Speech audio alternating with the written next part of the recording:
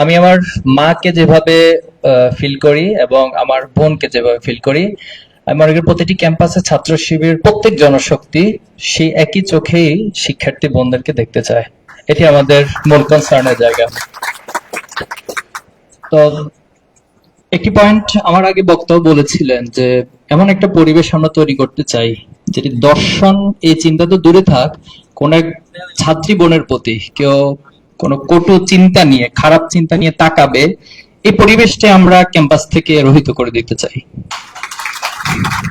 আল্লাহ সাল্লাম একবার বলেছিলেন যে সানা থেকে হাজার মাউত পর্যন্ত কোন একজন মেয়ে হেঁটে যাবে অথবা কোনো একজন মহিলা হেঁটে যাবে, কিন্তু মানুষের মাঝে শুধুমাত্র আল্লাহর ভয় ব্যতীত আর কোনো ভয় থাকবে না। সেই পরিবেশটা আল্লাহ সাল্লাল্লাহু আলাইহি ওয়াসাল্লাম স্বপ্ন দেখেছিলেন এবং স্বপ্ন আল্লাহ সাল্লাল্লাহু আলাইহি ওয়াসাল্লাম সাহাবায়ে আজমাইনদেরকে দেখিয়েছিলেন এবং তার বাস্তব রূপ আমরা খোলাফায়ে আজমাইনের যুগে দেখেছি। তো সেই একই স্বপ্নটাও আমরাও দেখতে চাই। হয়তো আমরা কতটুকু পারবো জানি না, কিন্তু কোন এক প্রজন্মের হাত ধরে এটা অবশ্যই বাস্তবায়িত হবে। শুধু জাহাঙ্গীরনগর না, বাংলাদেশের প্রতিটি ক্যাম্পাস, প্রতিটি অলিগলি, পুরো বাংলাদেশ এমন পরিবেশের মধ্যে যাবে যে কোনো একজন মেয়ের দিকে, কোনো একজন নারীর দিকে কোনো খারাপ দৃষ্টি নিয়ে কেউ তাকাবে, সে পরিবেশটা আমরা উঠিয়ে দিতে চাই ইনশাআল্লাহ। ছাত্র শিবিরে অন্তর্ভুক্তির বিষয়টা যেটি বলেছেন, ছাত্র শিবিরের জন্য শিক্ষার্থী হিসেবে যে কোনো অধিকার আদায়ের কাজে সম্পৃক্ত হওয়ার সুযোগ রয়েছে, কিন্তু একটা জায়গায় আমরা খুব বেশি সচেতন থাকবো, সেটা হলো কারণ আমাদের অপর যে ছাত্র সংগঠনগুলো আছে তারা একটা কমিটি দেয়, কমিটির সংখ্যা হয় 200, 250 অথবা 300 প্লাস, এরকম কমিটির সংখ্যা আমরা প্রায় সময় দেখি। তো সেখানে আমাকে খুঁজে বের করতে হয় যে কতজন নারী শিক্ষার্থী আছে। আমি 300 জনের মধ্যে খুঁজে পাই গুনে গুনে 5, 6 অথবা সর্বোচ্চ 10 জন খুঁজে পাই। এখন আপনি আমাকে বলুন, এটা কি এক ধরনের বৈষম্য নয়? তো এটা যদি বৈষম্য হয়ে থাকে তাহলে আমাদের কনসার্নটা কি? আমরা চাই যে ছাত্রীদেরও ঠিক সেম ওয়েতে 200 জনের একটা কমিটি হোক একটা ক্যাম্পাসে, এবং সেই 200 জন কমিটির নেতৃত্ব ছাত্রী বোনরাই প্রধান হিসেবে দিবে।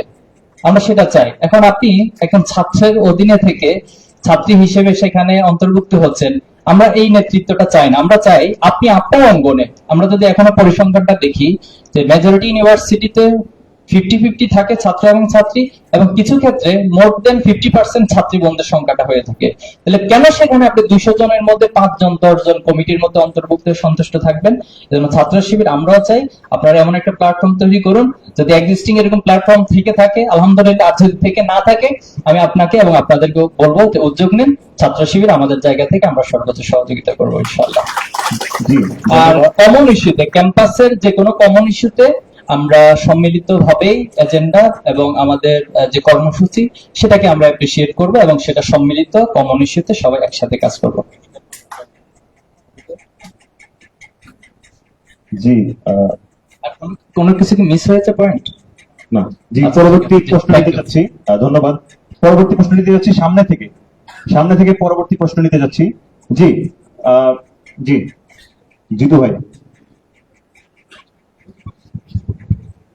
এরপর আমি আব্দুল রশিদ জিতু, পড়াশোনা করছি তুলনামূলক সাহিত্যে, মাস্টার্সের শিক্ষার্থী। প্রথমত বাংলাদেশ ছাত্র শিবির জাহাঙ্গীরনগর বিশ্ববিদ্যালয়কে ধন্যবাদ জানাই যে শিবির সম্পর্কে আমাদের জানার দীর্ঘদিনের কৌতূহল ছিল। সেই কৌতূহল থেকেই আজকে এখানে আসা, এবং আমাদের জাহাঙ্গীরনগর বিশ্ববিদ্যালয়ের গত যে একটি শিবির কমিটি প্রকাশিত হয়েছিল, সেই কমিটি কিন্তু পূর্ণাঙ্গ কমিটি আমরা দেখতে পাইনি। সেটা নিয়ে আমাদের সকলেই দীর্ঘদিনের আগ্রহ ছিল যে ওই কমিটিতে শুধুমাত্র 3 জনের কমিটি আমাদের সামনে এসেছে। এখন ওই কমিটির মেয়াদ শেষ হওয়ার পর নতুন আরেকটি কমিটি এসেছে। এই কমিটিতেও কিন্তু এখনো কমিটি পূর্ণাঙ্গ করা হয়নি। আমরা যারা জাহাঙ্গীরনগর বিশ্ববিদ্যালয়ে যারা আছি এবং দীর্ঘদিন যাবৎ আমরা এই 5ই আগস্টের পর থেকে শিবিরের বিটিং হিসেবে বা সিটি হিসেবে যারা আমরা আখ্যায়িত হচ্ছি বা ট্যাগিং এ শিখে হচ্ছি, দয়া করে পূর্ণাঙ্গ কমিটি কবে দেবে সেটা বলেন, এবং এই কমিটি প্রকাশের মাধ্যমে আমরা যারা অন্যান্য প্ল্যাটফর্মে কাজ করতেছি সেই ট্রেনিং থেকে আমাদেরকে একটু মুক্তি দেন, এবং আপনারা বলেন যে কবে নাগাদ আপনাদের সেই পূর্ণাঙ্গ কমিটি হবে, এবং বিভিন্ন সংগঠন থেকে বা বিভিন্ন কিছু মানুষ থেকে আমরা যে ট্রেনিং এ শিখে হচ্ছি এই ট্রেনিং এর শেখার থেকে আমাদেরকে একটু মুক্তি দেবেন। যে আপনার এই প্রশ্নের উত্তরটা কে দিতে চান, মানে কার কাছ থেকে নিতে চান, এটা যদি এটা আমাদের জাহাঙ্গীরনগর বিশ্ববিদ্যালয়ের বর্তমানে সভাপতি, তিনি সভাপতি আছেন, সেক্রেটারি আছেন, তার শাখা ছাত্রসেবী সভাপতি মহিবুর রহমান মহিব ভাইকে অনুরোধ জানাচ্ছি প্রশ্ন। এখানে দুইটা পার্ট হয়ে গেছে, একটা হচ্ছে যে কমিটি। তো আমরা কেন্দ্র থেকে যেটা করি যে সারা দেশে আমাদের ক্যাম্পাসগুলো এবং মহানগর জেলা শাখার মূল কমিটি আমরা কেন্দ্র থেকে দিয়ে থাকি, আর বাকি ফুল এখতিয়ারটা থাকে শাখা সভাপতির, এবং তিনি তার যারা জনশক্তি রয়েছে তাদের সাথে পরামর্শ ভিত্তিতে কমিটি দিয়ে থাকে। তো আমার সেই পার্টটা আমি ভাইয়ের কাছে পাস করছি।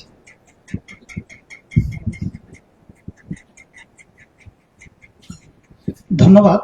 সুন্দর একটি প্রশ্ন করেছেন। আমরা ক্যাম্পাসে যেদিকেই যাই, যারা অধিকারের প্রশ্নে কথা বলে, যারা বিভিন্ন ধরনের শিক্ষার্থীদের কল্যাণে কথা বলে, দাবি দেওয়া আদায়ের জন্য কথা বলে, তারা প্রায়ই আমাদেরকে বলে যে তোমরা কখন পূর্ণাঙ্গ কমিটি নিয়ে আসবে। তো আমরা সবার কাছে একটা বিষয় ক্লিয়ার করতে চাই, 1989 সাল থেকে নিয়ে 2024 সালের 28 অক্টোবর পর্যন্ত ইসলামী ছাত্র শিবির তার কার্যক্রম এই ক্যাম্পাসে পরিচালনা করতে পারেনি। একটা সংগঠনকে যখন 35 বছর কাজ করতে দেয়া হয়নি, স্বাভাবিকতই যখন তারা কার্যক্রম পরিচালনা করে তাদের গুছিয়ে উঠতে, তাদের জনশক্তিদেরকে অ্যাকোমোডেট করতে একটু সময়ের প্রয়োজন হয়। সেই জায়গা থেকে গত সেশনে যে আপনারা 3 জনের কমিটি দেখেছেন, বা আমরা যেটাকে বলি সেক্রেটারিয়েট গঠন, সেটাকে আমরা পূর্ণাঙ্গ করার সুযোগটা হয়ে ওঠেনি। তবে এবছর যেটা আপনারা দেখেছেন, 3-4 জানুয়ারি জাহাঙ্গীরনগর বিশ্ববিদ্যালয়ের সভাপতি নির্বাচিত এবং সেক্রেটারি মনোনীত হয়েছে। এভাবে করে সারা দেশের সকল শাখাগুলোরই সেট আপ হয়েছে এবং প্রত্যেক শাখা তার অভ্যন্তরীণ সেক্রেটারিয়েট গঠন করছে। আমরা আশা করছি দ্রুত সময় মানে রাজনৈতিক কোনো দ্রুত সময় বলবো না, আমি আগামী 2 দিনের মধ্যে ইনশাআল্লাহ আপনাদেরকে জাহাঙ্গীরনগরের পূর্ণাঙ্গ একটা সেক্রেটারিয়েট বডি দেখাতে পারবো ইনশাআল্লাহ। আশা করি উত্তর পেয়েছেন।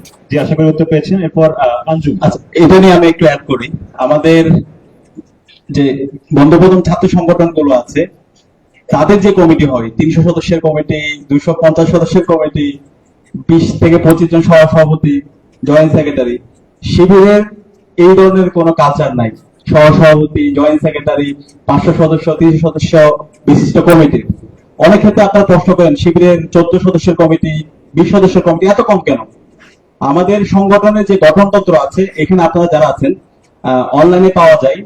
শিবিরের যে গঠনতন্ত্র আছে, গঠনতন্ত্রের 34 নম্বর ধারা, এটা একটু আপনারা সবাই পড়বেন।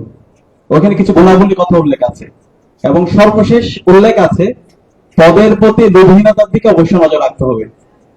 অন্যান্য ছাত্র সংগঠন যেখানে অমুক ভাইয়ের সাথে তমুক ভাইয়ের সাথে, যেদিন পদ পাইলেই এরপর দিন থেকে ওই ভাইয়ের পেছনে ককটেল মারে, আমরা এরকম কালচার দেখতে পাই।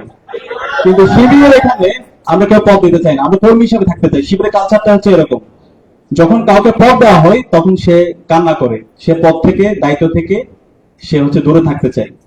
তো এখানে সংগঠনের শিবিরের কালচারটা আপনাকে বুঝতে হবে, শিবিরের রাজনীতির প্যাটার্নটা আপনাকে একটু বুঝতে হবে।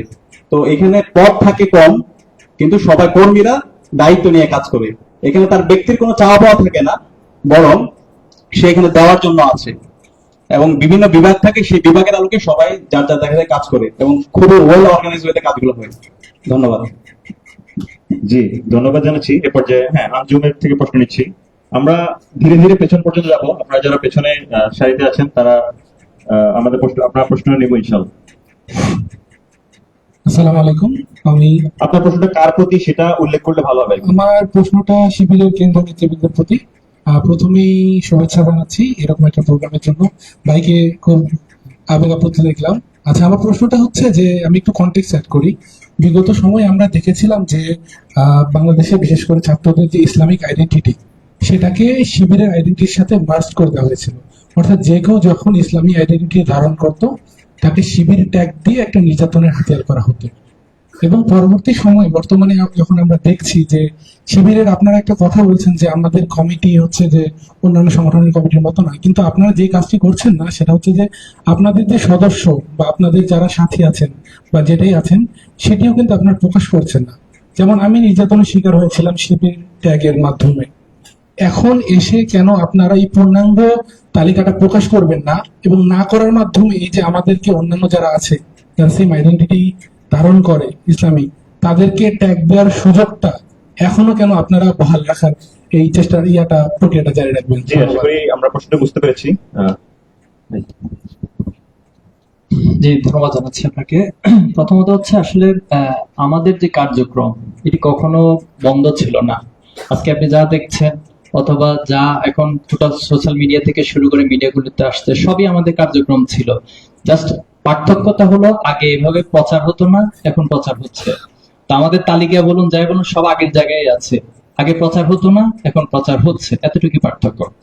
আর আপনি যেটি খুব মানে সিরিয়াস লেভেলের একটা আলাপ তুলেছেন যে ইসলামিক আইডেন্টিটিকে যেভাবে করে ট্যাগিং করা হয় বা ইসলাম ফোবিয়ার মাধ্যমে এক ধরনের ট্যাগিং করা হয়, ইন দ্য সেম ওয়েতে শিবির ফোবিয়া নামে শিবির ট্যাগিং চালু করা হয়েছে। এখন আপনি আমাকে উত্তর দেন, 5ই আগস্টের পরবর্তী বাংলাদেশে এই ট্যাগিং এর রাজনীতি চলুক, এটা কি আপনি চান?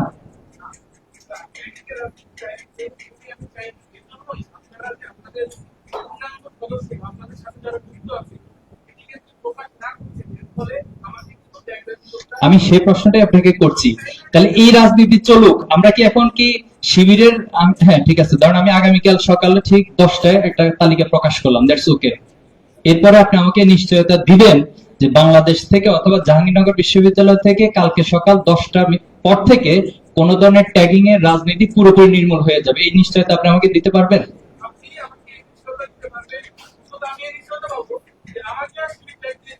তা আপনি শুধু আপনার কথা ভাবছেন, বাকি যারা আছে তাদের কথা ভাববেন না?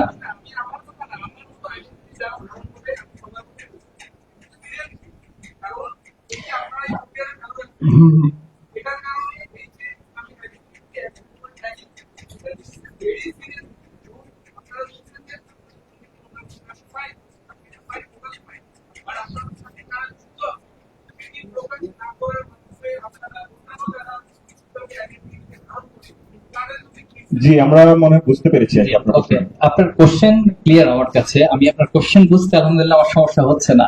কিন্তু আমি যেটা বুঝতে চাচ্ছি, এই যে ইসলামোফোবিয়ার বা শিবির ফোবিয়ার যে রাজনীতি, এটা কি চালু থাকুক, আপনি এটা বলতে চান? তাহলে যদি চালু না থাকে আমাকে তো আগে রাজনৈতিক কালচারটাকে চেঞ্জ করতে হবে, আমাকে শিকড়ে হাত দিতে হবে, এই কালচারটাই বাংলাদেশ থেকে উঠে যেতে হবে। কেউ একজন নামাজ পড়বে, আপনি তাকে হচ্ছে শিবির ট্যাগ দিবেন। এরপর কেউ একজন অন্য কিছু করবে, তাকে আপনি হয়তো পলিটিক্স বা হচ্ছে ভিন্ন মাত্রায় করছেন, কিন্তু কিছুদিন পরে আরেকজনকে যে করবে না সেটা নিশ্চয়তা কি? আমি জাস্ট ওই পয়েন্টটা বোঝাতে চাচ্ছি। এখানে তালিকা প্রকাশ করা বা না করা সে বিতর্কে যাচ্ছি না। তালিকা অবশ্যই আমাদের প্রকাশিত হবে। আমরা তো বলেছি কেন্দ্রের কনসার্নটা হচ্ছে একটা শাখার সভাপতিকে নির্বাচন করা এবং সেক্রেটারিকে মনোনয়ন দেওয়া। সেটা আমরা ইতিমধ্যে সারা দেশে কমপ্লিট করেছি এবং সেটা ধারাবাহিকভাবে দেখেছেন, সোশ্যাল মিডিয়া থেকে শুরু করে মিডিয়াতে এসেছে। এখন বাকি কাজটা আমাদের যারা শাখা সভাপতি আছে তারা করবেন এবং সেটা পর্যায়ক্রমে প্রকাশ করবেন, প্রচার করবেন। কিন্তু আমি আবারও বলছি, আমরা টোটালি বাংলাদেশ থেকে এই ট্যাগিং এর কালচারকে নির্মূল করে দিতে চাই। যদি আপনারা একমত থাকেন এবং এই বিষয়ে ঐক্যবদ্ধ থাকেন, এটা আমরা পারবো ইনশাল্লাহ। আপনাদের কাছে কমিটমেন্ট দিচ্ছি এবং আল্লাহর উপর ভরসা করছি, আমরা বিশ্বাস করছি আমরা এটা পারবো ইনশাল্লাহ। জি, আগামীকাল যদি 20 জনের কমিটি দেওয়া হয় বা 30 জনের কমিটি দেওয়া হয়, তারপর আপনারা অনেকেই দাবি করতে পারে যে আপনাদের তো 20-30 জন না, আপনারা আজকে দেখলাম আপনাদের 50 জন, তাহলে আপনারা 100 জনের কমিটি। আচ্ছা, এই পয়েন্টে আমি আরো দাবি করতে পারেন। সেই ক্ষেত্রে আমাদের কেন্দ্রীয় সভাপতির পক্ষ থেকে এই পয়েন্টে আমি বলি, তো আমাদের একটা কনসার্ন হচ্ছে যে আমরা ভালো মানুষ তৈরি করতে চাই, ছাত্র শিবির ভালো মানুষ তৈরি করতে চায়। এখন আবরার ফাহাদের কেসকে যদি আপনি স্টাডি করেন অথবা অপরাপর আরো এরকম অনেক কেস আছে সারা বাংলাদেশে ঘটেছে, যেটা হয়তো ওইভাবে প্রকাশিত হয়নি, এই প্রত্যেকটা কেসকে যদি আপনারা স্টাডি করার পর এটা মিল পান যে এরা ভালো মানুষ, এই জন্য এদেরকে শিবির ট্যাগ দেওয়া হয়েছে। এখন আমরা 500 জন 2000 জন আমরা যে জায়গাটাতে পৌঁছতে চাই, যে ছাত্র শিবির যা চায় সেটা সারা বাংলাদেশে সবাই অন করবে, আমরা সেই জায়গাটা পৌঁছে দিতে চাই। তো ভালো মানুষ হিসেবে সবাই তৈরি হবে, এজন্য শিবির ট্যাগিং আর ভালো মানুষ ট্যাগিং এটার কোনো পার্থক্য থাকবে না, সবাই ভালো মানুষ এবং ভালো জেনারেশন হিসেবে তৈরি হবে। যে আমাদেরকে আসলে ট্যাগিং এর কালচারটা সরাতে হবে, তাহলে আসলে 20 হোক 200 হোক 2000 হোক কখনোই আসলে চাহিদা শেষ হবে না।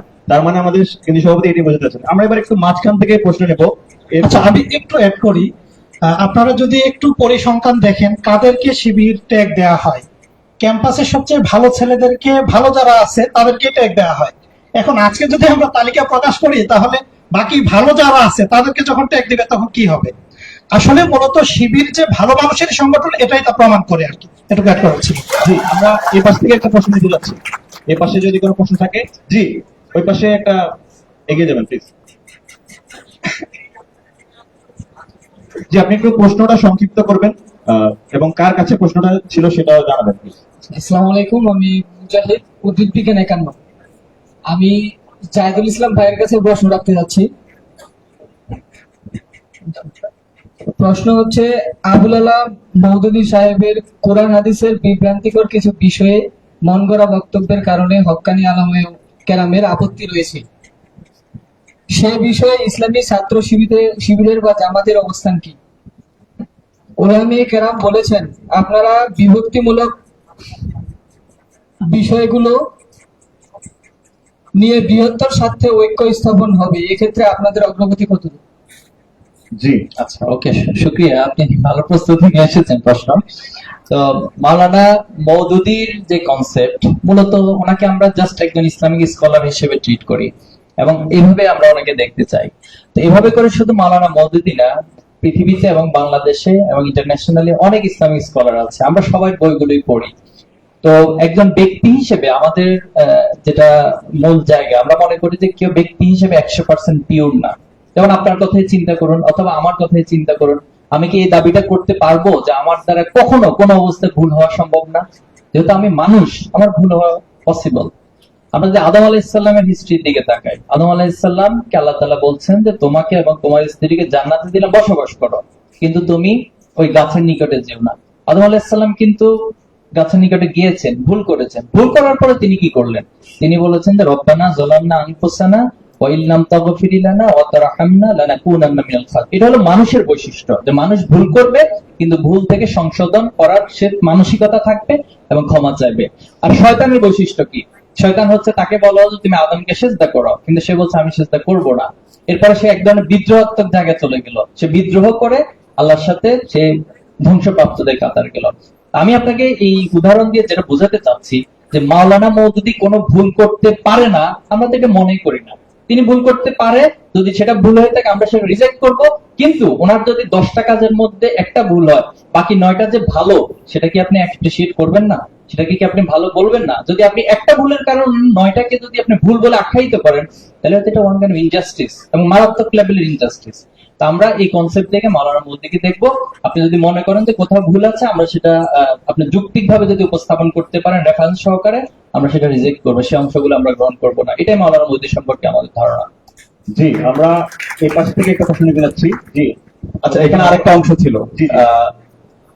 ইসলামপন্থীদের মধ্যে ঐক্য নিয়ে। তো আপনাকে আমি অনুরোধ করবো একটি বই পড়ার জন্য, ইসলামী ঐক্য প্রচেষ্টার ইতিহাস, প্রফেসর গোলাম আজম স্যারের। এটা 1979 সালে বইটা প্রকাশ করা হয়, 1982 সালে সম্ভবত। 1979 সাল থেকে 2005 সাল পর্যন্ত ইসলামী ঐক্য প্রচেষ্টা নিয়ে তিনি অসংখ্য কাজ করেছেন। 1981 সালে ইত্তেহাদুল উলামা বাংলাদেশ নামে একটা প্ল্যাটফর্ম করেছিলেন। তো ইসলামপন্থীদের ঐক্য নিয়ে দীর্ঘদিন ধরে কাজ হচ্ছে এবং আমাদের যারা ইসলামপন্থী বন্ধুপ্রতিম যারা আছে তাদের সাথে আমাদের রেগুলার যোগাযোগ হয়। আমরা আমাদের কমন গোল নিয়ে, শেয়ার্ড ভ্যালুস নিয়ে আমরা একসাথে কাজ করতে চাই। তো এই ঐক্য প্রচেষ্টাকে আরো শক্তিশালী করার জন্য 24 ছাত্র জনতা অভ্যুত্থান পরবর্তী আমাদের স্পেস তৈরি হয়েছে। আমরা সবার কাছে যাচ্ছি। আমি একটা বিতর্ক সংগঠনে কাজ করছি। আসলে একটা প্রশ্নটা দুটি জায়গায়। আপনারা যদি দেখেন, জাহাঙ্গীরনগর বিশ্ববিদ্যালয় গত কয়েকদিন আগে একটা হল রিলেটেড ইস্যু হয়েছে।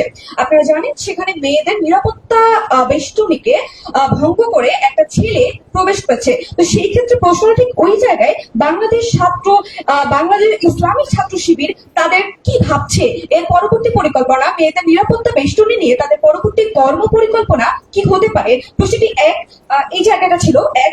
এবং দুই, মেবি প্রথম দিকে আপু একটি প্রশ্ন করেছিলেন যে বাংলাদেশ ইসলামী ছাত্র শিবির মেয়েদের নেতৃত্বের ক্ষেত্রে কতটা উদার, এই প্রশ্নটি করেছিলেন। সেই ক্ষেত্রে যদি আমি একটু বলি যে আপনারা বলেছেন যে এই ক্ষেত্রে নেতৃত্ব আসবে, নারী নেতৃত্ব আসবে, সে কথাও আপনারা বলেছেন, কিন্তু কথাটি হচ্ছে আপনাদের মেকানিজমটা কি, আসলে কোন প্রসেসে আপনারা যাবেন? যেমন আমি যদি বলি, যেমন আমাদের আমিরের কোন একটা ভাষণের কথা বলে তিনি বাংলাদেশের মেয়েদেরকে পোশাকের স্বাধীনতার কথা বলেছেন, তাহলে আপনাদের নেতৃত্বের ক্ষেত্রে কি এমন কি আসবে যে একজন যেই নারী পর্দা করে না তাকেও কি আপনারা নেতৃত্বের চোখে দেখবেন? সেই জায়গা থেকে আমরা প্রশ্ন বুঝতে পেরেছি আশা করি। ধন্যবাদ সবাইকে। জি, আমরা এরপর এখান থেকে প্রশ্ন নিতে যাচ্ছি। জি, আমরা শেষ থেকে নিচ্ছি, আগে হাত তুলেছেন। জি, শেষে মাইকটা পৌঁছানোর অনুরোধ করছি। শেষ প্রান্ত। আচ্ছা আচ্ছা, উনি অনেকক্ষণ ধরে হাত তুলেছেন, ওনার প্রশ্নটা নেই। জি, আমরা আসছি। হ্যালো, আসসালামু আলাইকুম, আমি শাহাদাত প্রত্নতত্ত্ব ডিপার্টমেন্টে পড়ছি, ৪র্থতম বর্ষে। আমার বাড়ি রাঙ্গামাটি, পাহাড়ের সন্তান। এছাড়া আমি পার্বত্য চট্টগ্রাম ছাত্র সংসদের জাপি শাখা সভাপতি, আর একটি সামাজিক সংগঠন, রাজনৈতিক সংগঠন বলতে পারেন, গণঅভ্যুত্থান রক্ষা দল কাজ করছি। আমার প্রশ্নটি কার প্রতি? হ্যাঁ, সভাপতির প্রতি, জি। কেন্দ্রীয় সভাপতির প্রতি। আমার প্রশ্নটা হচ্ছে যে আমরা বিভিন্ন সময় শিক্ষার্থীদের অধিকার নিয়ে কাজ করি এবং দেশের সার্বভৌমত্ব রক্ষার জন্য কাজ করি। তো এই কাজ করতে গিয়ে আমাদেরকে বিভিন্ন সময়ে শিবির ট্যাগ দেয়া হয়। এটা কেন দেয়া হয়? যে আমরা অধিকার নিয়ে কাজ করলে কি আসলে শিবির হতে হয়? মানে শিবিরটা কি অধিকার নিয়ে কাজ করে বা অন্য কিছু? দ্বিতীয় প্রশ্নটা দেখা হচ্ছে বিভিন্ন সময়ে আপনাদেরকে আমাদের কাছে উপস্থাপন করা হয় আপনারা রক কাটেন বা এমন কিছু, কিন্তু কিছুদিন পূর্বে একটি ছাত্র সংগঠনের একটি শাখার প্রধান নিজেকে সরাসরি লাল জঙ্গি হিসাবে লাল জঙ্গির প্রতি উদ্বুদ্ধ করেছে। আপনাদেরকে আমাদের সামনে যেভাবে রক্ষাটি হিসাবে উপস্থাপন করে, কিন্তু আপনারা সেভাবে আমাদের সাথে উপস্থাপন হন নাই। কিন্তু যারা আমাদেরকে উপস্থাপন করতেছে এটা, তারা নিজেরাই নিজেদেরকে লাল জঙ্গি হিসাবে উপস্থাপন করতেছে। বিষয়টা আপনারা কিভাবে দেখতেছেন? জি, ধন্যবাদ আপনার প্রশ্নের জন্য। জি, এ পর্যায়ে আমরা মাঝখান থেকে প্রশ্ন নিব একটা। মাঝখানে ওনাকে দেওয়ার জন্য অনুরোধ করছি। স্বেচ্ছাসেবকদের অনুরোধ জানাবো, দুইজন একটু দূরত্ব বজায় রাখবেন, তাহলে থাকবে না। আসসালামু আলাইকুম, আমি আব্দুল হাদি, সরকারি রাজনীতি বিভাগ 12 প্রবর্তন, এখন 2য় বর্ষে পড়ছি। আমার প্রশ্ন ভাই অ্যাডভোকেট সাহিল উদ্দিন আহমেদ কাছে। প্রশ্নটা হচ্ছে, আমরাই বাংলাদেশের তারুণ্য এবং আমরাই সম্ভাবনার মূল উৎস, কিন্তু বর্তমানে তারুণ্যের অধঃপতন হয়েছে। বিশেষ করে কিশোর গ্যাং, করোনা পরবর্তী সময়ে স্মার্টফোনের আধিক্য এবং মাদকাসক্তি সহ অন্যান্য অনৈতিক দিক আর কি। তো এই বিষয়ে ছাত্র শিবির কিভাবে দেখছে? আর দ্বিতীয় প্রশ্ন হচ্ছে, তারুণ্যের মধ্যে বর্তমানে রাজনীতি নিয়ে একটা বিতৃষ্ণা এবং ঘৃণা তৈরি হয়েছে, আপনারা এই বিষয়ে কিভাবে কাজ জি, করছেন? ধন্যবাদ। আমরা নারী শিক্ষার্থীদের প্রশ্নগুলো সবগুলো একসাথে নিয়ে নিতে চাচ্ছি। আমরা এই পাশে যদি কোনো মাইকটি পৌঁছানোর জন্য অনুরোধ করছি।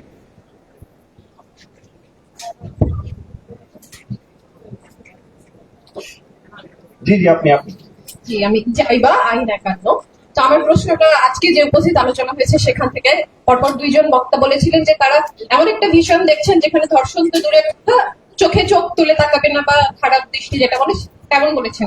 তো আমার কোয়েশ্চেনটা হচ্ছে যে এটা একটা পলিটিক্যাল অর্গানাইজেশন এক্সিকিউট করবে, এই এক্সিকিউশনের প্রসেসটা কি? মানে যে ভিশনটা দেখছেন সেটা সম্পর্কে একটু বিস্তারিত জি, এক্সিকিউশনের প্রসেস জানতে চেয়েছেন। পরবর্তী প্রশ্ন, নারী শিক্ষার্থীদের মধ্যে থেকে পরবর্তী প্রশ্ন না থাকলে আমরা হাসিব।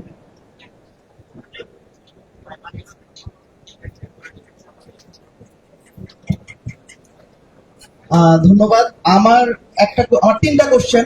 আমার প্রথম কোশ্চেনটা হচ্ছে সভাপতির কাছে, কেন্দ্রীয় সভাপতির কাছে, যে আপনি বলেছেন আমার একজন ভাই যখন কোশ্চেন করলো যে ট্যাগিং এর বিষয়ে, তো আপনি বলছেন যে 5 তারিখের পরের যে বাংলাদেশ, এই বাংলাদেশে আপনারা ট্যাগিং চান না। তো আমরা শাহবাগ ব্যাপারে জানি, কিভাবে শাহবাগের ব্যাপারে আমরা আলোচনা করতে চাই না, কিন্তু আপনারা হচ্ছে ঢাকায় একটা এক্সিবিশন করেছেন, ওইখানে একটা স্লোগান ছিল শাহবাগী গোসল কর। তো আপনারাই যদি বলেন যে আপনারা ট্যাগিং চান না, কিন্তু আপনারা হচ্ছে এই ওয়ার্ডিং গুলো ইউজ করছেন, এটা শাহবাগী এক ধরনের ট্যাগিং, শাহবাগী বলা এটা এক ধরনের ট্যাগিং। তো এই জায়গা থেকে হচ্ছে যদি আপনারা বলেন যে আপনারা ট্যাগিং এর রাজনীতি চান না, কিন্তু আপনারা এবার অন্য একটা পক্ষকে হচ্ছে এভাবে ট্যাগ দেন, এটা তো ঠিক না। তো আর এটা হচ্ছে কেন্দ্রীয় সভাপতির কাছে কোশ্চেন, যে আসলে আপনারা এটা করবেন কিনা সামনেও। দ্বিতীয় কোশ্চেনটা হচ্ছে যে জাহাঙ্গীরনগর বিশ্ববিদ্যালয়ের পার্সপেক্টিভ, সেটা হচ্ছে যে ক্যাম্পাস যেদিন থেকে শিবির ওপেন হয়েছে, শিবির ওপেন হওয়ার পরে মানে বাংলাদেশের জনগণের বা বাংলাদেশের শিক্ষার্থীদের যে সেন্টিমেন্ট, 90% মুসলমান ঠিক আছে, কোনো সমস্যা নাই, কিন্তু বাংলাদেশের জনগণের সেন্টিমেন্ট হচ্ছে এরকম যে আমি 5 ওয়াক্ত নামাজও করবো, আমি প্রেমও করবো। সেন্টিমেন্ট এরকম আর কি, যে আমি একবারে ঢালাওভাবে আমি খুব ধর্মও মানতেছি না, আবার একবারে ঢালাওভাবে আমি খুব খারাপের দিকেও যাচ্ছি না। তো এই জায়গায় মানে এই সেন্টিমেন্টের জায়গায় ধরেন যে জাহাঙ্গীরনগরের যে রাজনীতিটা হয়, যে জাহাঙ্গীরনগরের রাজনীতিটা হয় যে বটতলা কেন্দ্রিক, সংক্ষেপেই করছি একটু বোঝানোর জন্য, জাহাঙ্গীরনগরের রাজনীতিটা হয় ট্রান্সপোর্ট এলাকা কেন্দ্রিক, যেহেতু ক্যাম্পাসের স্টুডেন্টরা আছে তারা জায়গার নাম চিনবে। তো শিবিরের যখন কমিটি হয়, শিবিরের নেতৃবৃন্দ যারা বা ফার্দার যে পূর্ণাঙ্গ কমিটি হবে, ওনাদেরকে হচ্ছে মানে ওনারা ভিজিবল না।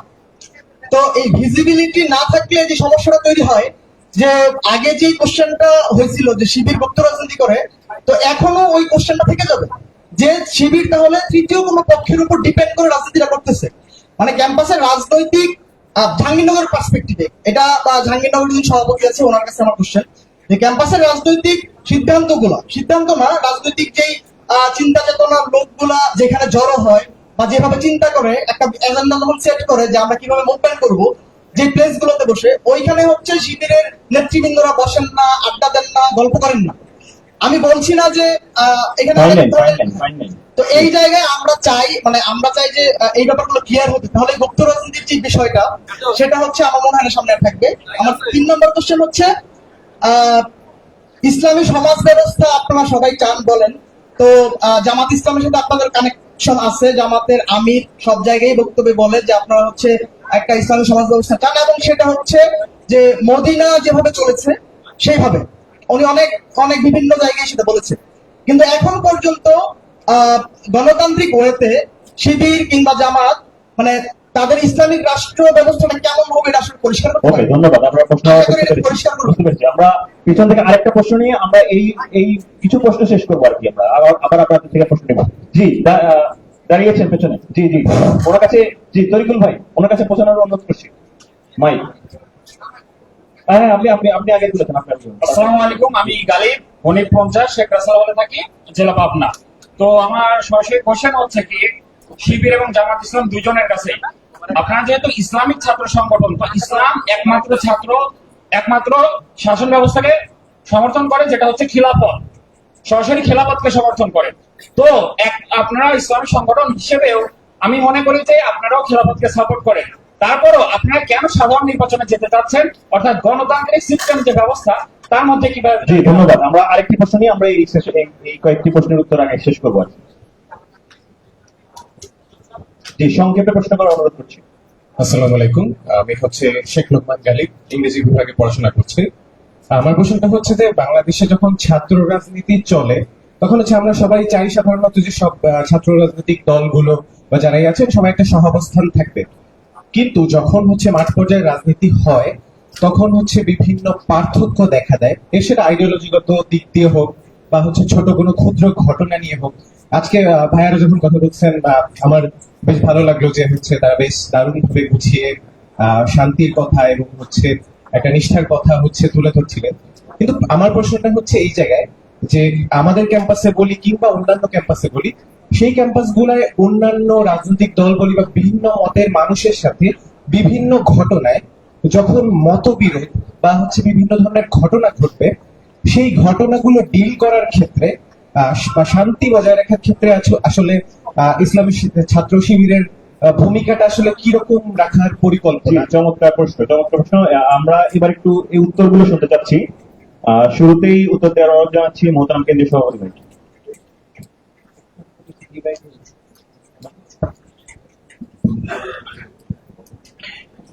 প্রথমত হচ্ছে শিবির ট্যাগিং এর অধিকার, এটা তো এর আগে একটা কোশ্চেন ছিল, আমার মনে হয় সেখানে অ্যাড্রেস করার চেষ্টা করেছি। আমরা এই ট্যাগিং এর কালচার গুলো আসলে টোটালি উঠিয়ে দিতে চাই। আর রক কাটার ইস্যুটা এনেছেন, লাল সন্ত্রাসের ইস্যুটা এনেছেন। তো রক কাটার ইস্যুটা তো যদি প্রোপাগান্ডা হিসেবে নিতে, প্রোপাগান্ডার তো কোনো আনসার হয় না। একটা মিথ্যা জিনিসের কি কোনো আনসার হয়? আনসার তো সেটাই হয় যেটা হচ্ছে কোনো না কোনো উপাদান খুঁজে পাওয়া যায়, তখন সেটাকে ডিফেন্সিভ জায়গা থেকে সেটাকে ক্ল্যারিফিকেশন দেওয়া হয়। তো যেটা মিথ্যার কোনো ক্ল্যারিফিকেশন হতে পারে না। আর রক কাটার সেটা যদি আপনি রাজশাহী ইউনিভার্সিটির মানে একটা পত্রিকা, নির্দিষ্ট একটা পত্রিকার কোড থেকে বলুন, সে পত্রিকার রিপোর্টটা একটু মনোযোগ দিয়ে পড়বেন, জাস্ট ওদের হেডিং দিয়ে পড়বেন না। আমাদের বাংলাদেশে যেটা হয়, মিডিয়াগুলো মারাত্মক লেভেলে ম্যানিপুলেশন করে যখন তারা হেডিং ঠিক করে। এটাও দুর্ভাগ্য এবং এটা ফ্যাসিবাদেরই একটি বহিঃপ্রকাশ। তার মানে হেডিংটা না পড়ে আপনি টোটাল রিপোর্টটা পড়বেন, মনোযোগ দিয়ে পড়বেন, একটা নোট ডাউন করে করে পড়বেন। আমি অনুরোধ করব, সেখানে খুঁজে পাবেন না কোন নির্দিষ্ট ব্যক্তির নামে অভিযোগ করা হয়েছে, ছাত্র শিবির করেছে। তো ছাত্র শিবির কি আসলে এটা কি? এটাকে হাওয়ার উপরে চলে? কিন্তু কোনো কোনো ব্যক্তির মাধ্যমে রিপ্রেজেন্টেশনটা হয়, কোন একজন ব্যক্তি অপরাধ করে। আর এখন আপনি যখন ব্যক্তি ক্লারিফিকেশন, আমার কথা বা সাদিক কায়েমের কথা, সাদিক কায়েম যখন আত্মপ্রকাশ করলো, তার হলের অনেক ছাত্ররা, তার বন্ধুরা বলতেছে যে আমাদের মধ্যে সবচেয়ে ভালো বন্ধুটা হচ্ছে সে। তো তার অনেকগুলো কারণ তারা ব্যাখ্যা করেছে, কিন্তু এজ এ পার্সন হিসেবে সাদিক কায়েম খুব ভালো। কিন্তু সাদিক কায়েম যার উসিলা, যার কারণে, যার পরিবেশের কারণে, যার মোটিভেশনের কারণে ভালো হয়েছে, সেই ছাত্র শিবিরকে আপনি দিয়ে দিচ্ছেন রক কাটার সেক্টরে, আর এজ এ পার্সন হিসেবে যত ছাত্র শিবির আছে তাদেরকে দিচ্ছেন ভালো মানুষ হিসেবে। এটা কি কোন ধরনের জাস্টিস বাংলাদেশের এই প্রেক্ষাপটে? আমি যারা এই কাজগুলো করেন তাদের প্রতি হচ্ছে জাজমেন্টের দায়িত্বটা দিলাম। আর লাল সন্ত্রাস নিয়ে সম্প্রতি যেটা হয়েছে, এটা তো খুবই উদ্বেগের বিষয়, এবং আমরা দেখতাম যে বিভিন্ন গুপ্ত সংগঠন অথবা হচ্ছে জঙ্গি সংগঠন, তারা এক ধরনের লাইভে এসে অনেক আত্মগোপনের থেকে এক ধরনের ভিডিও বার্তা দেওয়া, ঠিক একই প্রসেসে কিন্তু এই কাজটা হয়েছে। তো এটা নিয়ে যেহেতু একটি বন্ধুপ্রতিম ছাত্র সংগঠন হিসেবে আমরা তাদেরকে মনে করি, আমার মনে হয় তারা ভুল রাস্তা ধরে হাঁটছে, এবং এটা তাদের জন্য কখনো ভালো হবে না। আসলে পরিস্থিতিকে অবজার্ভ করতে হয়, সাইকোলজি বুঝতে হয়। এখন আমি একই ক্লাসে 5 জন আমরা বন্ধু আছি, 5 জনের মধ্যে যে প্রতিযোগিতা থাকবে, থাকবে না? আপনি কেউ ফার্স্ট হবে, কেউ সেকেন্ড হবে, কেউ থার্ড হবে, কেউ ফিফথ হবে। কিন্তু আমি এই কোন মানসিকতা লালন করছি, আমি যখন ফিফথ হচ্ছে, যে ফার্স্ট হচ্ছে তাকে টেনে ধরে টেনে হিসেবে নামাইতে হবে, এই মানসিকতা কেন রাজনীতিতে? এটা নিয়ে তো কখনো ছাত্র রাজনীতি ভালো কিছু বাংলাদেশে প্রত্যাশা করা যায় না। আমার মনে হয় যিনি ফিফথ হতে যাচ্ছেন তাকে কনসার্ন আরো বাড়ানো দরকার, যে আমার কোন জিনিসটা ডেভেলপ করলে আমি ফার্স্টের পর্যায়ে যেতে পারবো। আমরা সকল ছাত্র সংগঠনকে এই কম্পিটিশনে আসার জন্য সবিনয় অনুরোধ জানাবো। এই সমস্ত লাল সন্ত্রাস, নীল সন্ত্রাস দিয়ে আসলে কখনো ভালো কিছু করা সম্ভব হবে না। এরপরে আপনি রাজনীতি নিয়ে বিতৃষ্ণা নিয়ে কোন একজন ভাই প্রশ্ন করেছেন। তো রাজনীতি বিতৃষ্ণা তো দুর্ভাগ্য, আমাদের যারা রাজনীতিবিদ তাদেরকে আমি দায়টা দিব, এবং তারা এই দায় এড়াইতে পারবে না, তাদের কারণে রাজনীতির প্রতি এত বিতৃষ্ণা হয়েছে। আর ছাত্র রাজনীতিতে হয়েছে আমাদের মতো, আমাদের লেভেলে কিছু লোকজন ছাত্র রাজনীতির চেয়ারে বসেছে, বসে এটাকে মারাত্মক লেভেলে করাপ্টেড করেছে, এবং এটাকে করেছে হচ্ছে নিজেকে বড় করার, অর্থাৎ মানুষকে কোনো অধিকার দেয় না, মানুষের অধিকার নিয়ে কাজ করে না, মানুষের স্বার্থে কাজ করে না, বরং নিজের স্বার্থকে কত বেশি চমৎকার ভাবে গ্রহণ করা, সেটার জন্য ছাত্র রাজনীতি ব্যবহার হয়েছে। তো আমরা আশা করি, আমি আমার বক্তব্যে এই পয়েন্টটা নিয়ে এসেছিলাম, আমরা এটাকে চ্যালেঞ্জ হিসেবে নিয়েছি যে বাংলাদেশের ছাত্র রাজনীতি এবং রাজনীতির সংজ্ঞায়নটা আমরা নতুন করে দাঁড় করাবো, এবং সেটা 5ই আগস্ট পরবর্তী মানুষের প্রত্যাশিত যে রাজনীতি তারা চায় সেভাবে আমরা দাঁড় করাবো। ইনশাল্লাহ এটা আমরা পারবো বলে আশা রাখছি। নারীদের প্রতি খারাপ দৃষ্টি তাকাবে না, এটা আমরা কিভাবে নিশ্চিত করব? তো এখন পর্যন্ত আপনি একটা সার্ভে করতে পারেন, আপনার ক্যাম্পাসে যাদেরকে ছাত্র শিবির হিসাবে আপনি পাচ্ছেন তারা এই জায়গাটাতে কতটুকু আসলে তারা স্কিল আছে, আর যারা ছাত্র শিবির বাহিরের অঙ্গনে, সেটা দিয়ে আপনি করতে পারেন। অথবা আপনি আরেকটা কাজ করতে পারেন, যে এ পর্যন্ত বাংলাদেশে যতগুলো রিপোর্ট হয়েছে, এটা খুব ইজি, এটা ওপেন সোর্সে পাওয়া যাবে, যত ধরনের রিপোর্ট আছে যে দর্শনের সাথে ছাত্র রাজনীতি অথবা ছাত্র সংগঠন, সেখানে আপনি ছাত্র শিবিরের নাম খুঁজে পাবেন না, এটা আমি নিশ্চয়তা দিচ্ছি। পাশাপাশি আপনি অসংখ্য ছাত্র সংগঠনের নাম খুঁজে পাবেন। তাহলে এখানে আমাদের ইন্টারনাল এক ধরনের আমরা ট্রেনিং এর ব্যবস্থা করি, যার মধ্য দিয়ে তার ভিতরে এই অনুভূতিটা তৈরি হয়, তার ভিতরে এই ভয়টা তৈরি হয় যে আমি যে কাজটা করব, এটা যদি আমার সোসাইটি সাপোর্ট না করে, এটা যদি আমার ফ্যামিলি সাপোর্ট না করে, এটা যদি আমার মূল্যবোধ সাপোর্ট না করে, সেই কাজটা কখনোই আমি করব না, এবং এটা আমার জন্য অপরাধ হিসেবে বিবেচনা করেই আমরা সেই কাজগুলো থেকে বিরত থাকি। তো এই জায়গাতে আমি ধর্মীয় মূল্যবোধের কথা বলবো। আপনি যদি হিন্দু ধর্মের হয়ে থাকেন, আপনার হিন্দু ধর্ম কখনোই বলবে না একজন নারীর প্রতি আপনি খারাপ কোনো চিন্তা, খারাপ কোনো দৃষ্টি অথবা খারাপ কোনো মূল্যবোধ লালন করবেন, বরং হিন্দু ধর্ম, বৌদ্ধ ধর্ম আপনাকে নারীর প্রতি ভালো মূল্যবোধের কথাই বলবে। আর ইসলাম সে জায়গায় সবচেয়ে বেশি প্রমাণ করছে, এটা আপনার কোনো আমার বক্তব্য না, অথবা কোনো এটা জাস্ট স্টেটমেন্ট না, এটা হিস্ট্রিক্যালি প্রুভড একটা ইস্যু, যে আল্লাহ সাল্লাল্লাহু আলাইহি সাল্লাম যখন পৃথিবীতে এসেছেন সেই সময়টা নারীদেরকে সবচেয়ে অবহেলিত, নির্যাতিত হিসেবে বিবেচনা করা হতো। এবং এই ইতিহাস আপনি নিঃসন্দেহে জানবেন যে ওই সময় কারো যদি নারী সন্তান জন্ম নিত, এটাকে তারা মারাত্মক লেভেলে ডিসক্রেডিট মনে করতো, এবং সেই নারী সন্তানকে তারা জীবন্ত কবর দিত। এরকম অসংখ্য ইতিহাস ইসলামের ইতিহাসে আছে। কিন্তু রাসূলুল্লাহ সাল্লাল্লাহু আলাইহি ওয়াসাল্লাম এসে সে নারীদেরকে সমাজের সবচেয়ে সম্মানের স্থান দিয়েছেন, এবং সম্মানিত শুধু করেননি, বরং সেই নারীদেরকে মা এবং বোন, যেটা আমি আগের উদাহরণে বলেছি, যে এমন একটা সমাজ আল্লাহ রাসূল প্রতিষ্ঠা করতে পেরেছেন। আমরা বিশ্বাস করি, আমরা যে মূল্যবোধকে লালন করি, আমরা যে চিন্তা চেতনাকে লালন করি, সেই চিন্তা চেতনা, সেই মূল্যবোধের মধ্য দিয়ে যদি সবাইকে ট্রেন আপ করা যায়, তাহলে অবশ্যই এটা এক্সিকিউশন করাটা সম্ভব হবে। শাহবাগী গোসল করা নিয়ে প্রশ্ন করেছেন, যে আসলে এটাকে আমরা শাহবাগী ট্যাগিং এ বলছি না। আপনি যদি খুব ভালো করে খেয়াল করেন যে শাহবাগটা আসলে কোন প্রেক্ষাপটে তৈরি হয়েছিল, যে শাহবাগের মূল তত্ত্বটা কি ছিল, থিওরিটা কি ছিল। তারা বলছে যে আমি কোনো বিচার চাই না, আমি ফাঁসি চাই। এর চেয়ে বড় ফ্যাসিবাদী আচরণ কি আর হতে পারে? এবং সেই শাহবাগ তার এজেন্ডা বাস্তবায়নের মধ্য দিয়ে আজকে আমাদেরকে 24-এর এই প্রেক্ষাপটে এসে শত শত হাজার হাজার মায়ের বুক খালি করতে হয়েছে। যদি সেদিন আমরা শাহবাগকে থামাতে পারতাম, শাহবাগকে যদি পরিশুদ্ধতা বাধ্য করে করতে পারতাম, তাহলে আজকে আমাদেরকে 24-এ এসে হাজার হাজার মায়ের বুকগুলো এভাবে খালি করতে হতো না। তো আমরা শাহবাগকে মূলত একটা এখানে সিম্বলিক অর্থে মিন করছি। এটা কোনো ধরনের ট্যাগিং কোনো ব্যক্তির সাথে জড়িত না, বরং এটা ফ্যাসিবাদের সাথে জড়িত। আর গোসল কর দ্বারা আমরা যেটা মিন করছি সেটা হচ্ছে যে আসলে পরিশুদ্ধতা। এখানে গোসল করা মানে হচ্ছে তাকে পানিতে ডুবাইতে হবে অথবা পানিতে গোসল করতে হবে, সেটা তাই না। মূলত ফ্যাসিবাদকে একটা সিম্বলিক অর্থে পরিশুদ্ধ হয়ে বাংলাদেশে থাকতে হবে, বাংলাদেশে রাজনীতি করতে হবে, বাংলাদেশের নাগরিক হিসেবে ভূমিকা রাখতে হবে। আমার মূলত এটিকে মিন করেছি। জি, 5 ওয়াক্ত প্রশ্ন তো মনে হয় সব আমার প্রতি আছে। প্রশ্ন উত্তর অনেক আছে আপনাদের। অ্যাডভোকেট শাকিল উদ্দিন ভাই থেকে ওনার প্রশ্নের উত্তরগুলো নিতে যাচ্ছি, আচ্ছা, তারপর আমাদের এগুলো যাবার জন্য। জি। জি, ধন্যবাদ।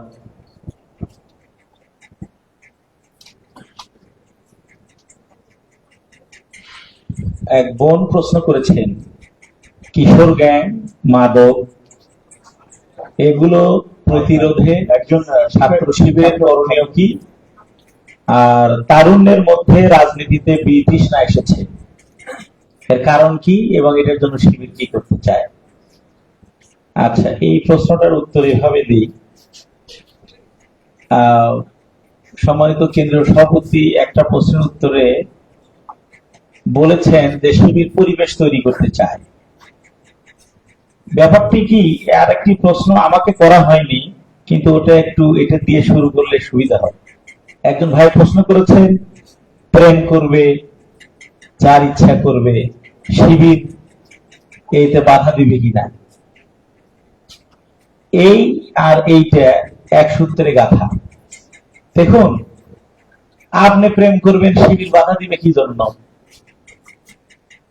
সিগারেটের গায়ে লেখা থাকে ধূমপান স্বাস্থ্যের জন্য ক্ষতিকর, আইনগতভাবে সে পাস, যে এটা লেখা জানা সত্ত্বেও আমি খাচ্ছি। বাংলাদেশের ভোক্তা অধিকার আইন মোতাবেক সিগারেট কোম্পানি দায়ী নয়, কারণ এটা খেলে যে সে অসুস্থ হয়ে যাবে এটাই গায়ে লিখেছে। এরপরে যদি কেউ খেয়ে মরে এতে কোম্পানি দায়ী নয়। তো ছাত্র শিবির মাদক মুক্ত হওয়ার জন্য এবং বিয়ের আগে পরনারীর সাথে বিশেষ সম্পর্ক স্থাপন না করার জন্য কোরআন সুন্নাহর এলেমের ট্যাগ আপনার অন্তরে লিখে দিবে। এরপরে আপনি কি করবেন না করবেন না এটা আপনার ব্যাপার। হাত দিয়ে নিষেধ করবে না, কোন জুটিকে তুলে দিবে না যে ওঠো কে হয় তোমার, এটা করবে না। কিন্তু এরকম সেমিনার করে, সিম্পোজিয়াম করে আপনার মনের মধ্যে এই অনুভূতি তৈরি করে দিবে যে আল্লাহর নবী সাল্লাল্লাহু আলাইহি সাল্লাম বলেছেন যে তোমার প্রথম চোখ যদি কোনো সুন্দরী নারীর দিকে যায় এটা তোমার চোখ, আরেকবার যদি দেখতে মন চায় দ্বিতীয়বারের চোখটা শয়তানের চোখ। এই হাদিসটি জেনারেল লাইনের পড়া কেউ জানতো না। ছাত্র শিবির না থাকার কারণে এই 5টি বছর কারো কোরআন হাদিস জানার কোনো সুযোগ ছিল না।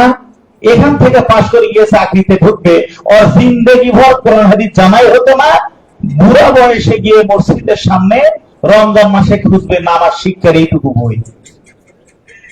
ছাত্র শিবির জেনারেল লাইনের ছাত্রদেরকেও মোটামুটি একটি আলেমের মতো তৈরি করতে চায়। এই অনুভূতি আপনার মধ্যে তৈরি করে দিলে মাদক খেতে লজ্জা পাবেন, আর যে প্রশ্ন করেছেন ওটাও তখন লজ্জার কাজ হবে। আমাদের সময় তো গার্লফ্রেন্ড থাকাটা ক্রেডিটের কাজ হতো, আর না থাকাটা, আমার তো চেহারা খুব বেশি খারাপ না। আজ থেকে আমি তো 31 ব্যাচ, 2002 থেকে 8 পর্যন্ত ছিলাম। তো আমার বন্ধু বান্ধবীরা মোটামুটি নিশ্চিত থাকতো কি রে এই ছেলেটা ফার্স্ট ইয়ার থেকে মাস্টার্স কোনো খোঁজ খবর নাই কেন, ডানে বামে কেউ নাই। তা আমার বন্ধুরা বলতো কি, নিশ্চিত বগুড়ায় আছে কেউ, তাছাড়া কেমনে সম্ভব? অমনেই সম্ভব। তোমরা বিকালে মুক্ত মঞ্চে নাচ গান দেখতে শুনতে, আর আমরা ভার্সিটির বাসে চলে ঢাকায় যেতাম কোরআন পড়তে, হাদিস পড়তে। কারণ এই ক্যাম্পাসে আমাকে কোরআন পড়তে দেওনি, হাদিস পড়তে দেওনি। এই কোরআন আর হাদিস পড়ার জন্য ঢাকায় যেতাম।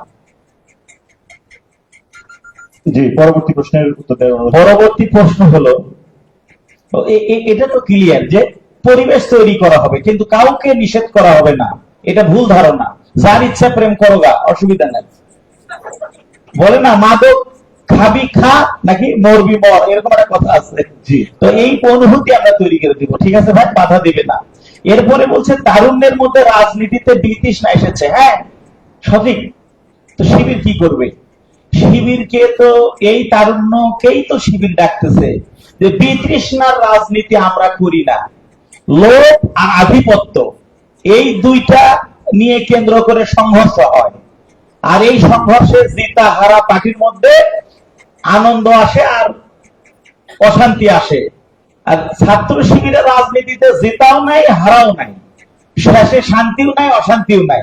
কারণ এদের জন্য বলা হয়েছে, ইন্নাল্লাহা আশতারা মিনাল মুমিনিনা আনফুসাহুম ওয়া আমওয়ালাহুম বিআন্না লাহুমুল জান্নাহ। নিশ্চয়ই যারা মুমিন তারা জীবনকে বিক্রি করেছে জান্নাতের বিনিময়ে। তো যারা জান্নাতের দিকে দৌড়াচ্ছে, দুনিয়ার টেন্ডারবাজি চাঁদাবাজির ধারে না, এখানে বিতৃষ্ণা আসবে কেন? এই তৃষ্ণা আল্লাহ পাক মেটাবেন আল্লাহর বিধান পালনের মধ্য দিয়ে। সুতরাং বিতৃষ্ণা রাজনীতি থেকে সারা জীবনের তৃষ্ণা মেটানো বেহেশতের পথে ছাত্র শিবির ডাকছে, আপনাদেরকেও ডাকছে ইনশাআল্লাহ। ধন্যবাদ, অসংখ্য ধন্যবাদ। আর একটা প্রশ্ন আছে, এটা একটু শেষ করি। সংক্ষেপে বলছেন যে গণতান্ত্রিক ব্যবস্থায় ইসলাম কায়েম হবে কিভাবে? একজন বলেছেন না, আমি একটু আইনের লোক, এই জন্য প্রশ্নটা আমি উত্তর দিতে চাচ্ছি। অনেকে মানে গণতান্ত্রিক পন্থা ইসলাম কায়েম হবে কিভাবে, এই দুটি শব্দের মধ্যে আমরা অনেকেই ভুল বুঝি এবং বুঝি না। গণতন্ত্রের দুটি পার্ট, একটা আইন হবে কি আর শাসন করবে কে। গণতন্ত্র বলছে আইন হলো মানুষদের তৈরি করেছে সেটা, আর শাসন হবে বেশিরভাগ মানুষ যাকে নেতা বানাবে, মানে ভোট, বেশিরভাগ মানুষ যাকে ভোট দেবে সে হবে নেতা। এই হচ্ছে গণতন্ত্রের দুটি পার্ট, শাসক আর শাসনতন্ত্র। এখন ইসলামের সাথে তো একটা মিল আছে। ইসলামে কি? ইসলাম বলছে শাসনতন্ত্র হবে কোরআন, আর নেতা হবে বেশিরভাগ মানুষ যাকে নেতা বানাবে সে। তাহলে গণতন্ত্রের নির্বাচনের যা নিয়ম, ইসলামের নির্বাচনের একই নিয়ম থাকলো। সংবিধান আর আইন তো সেখানেও আপনাদের সাহস দিয়ে যায়। বাংলাদেশের সিভিল আইন 99% ইসলামী আইন।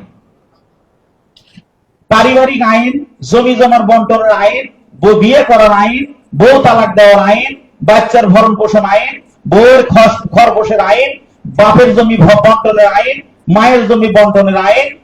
বাংলাদেশের যত সিভিল ল আছে 99% সিভিল ল ইসলামী ল।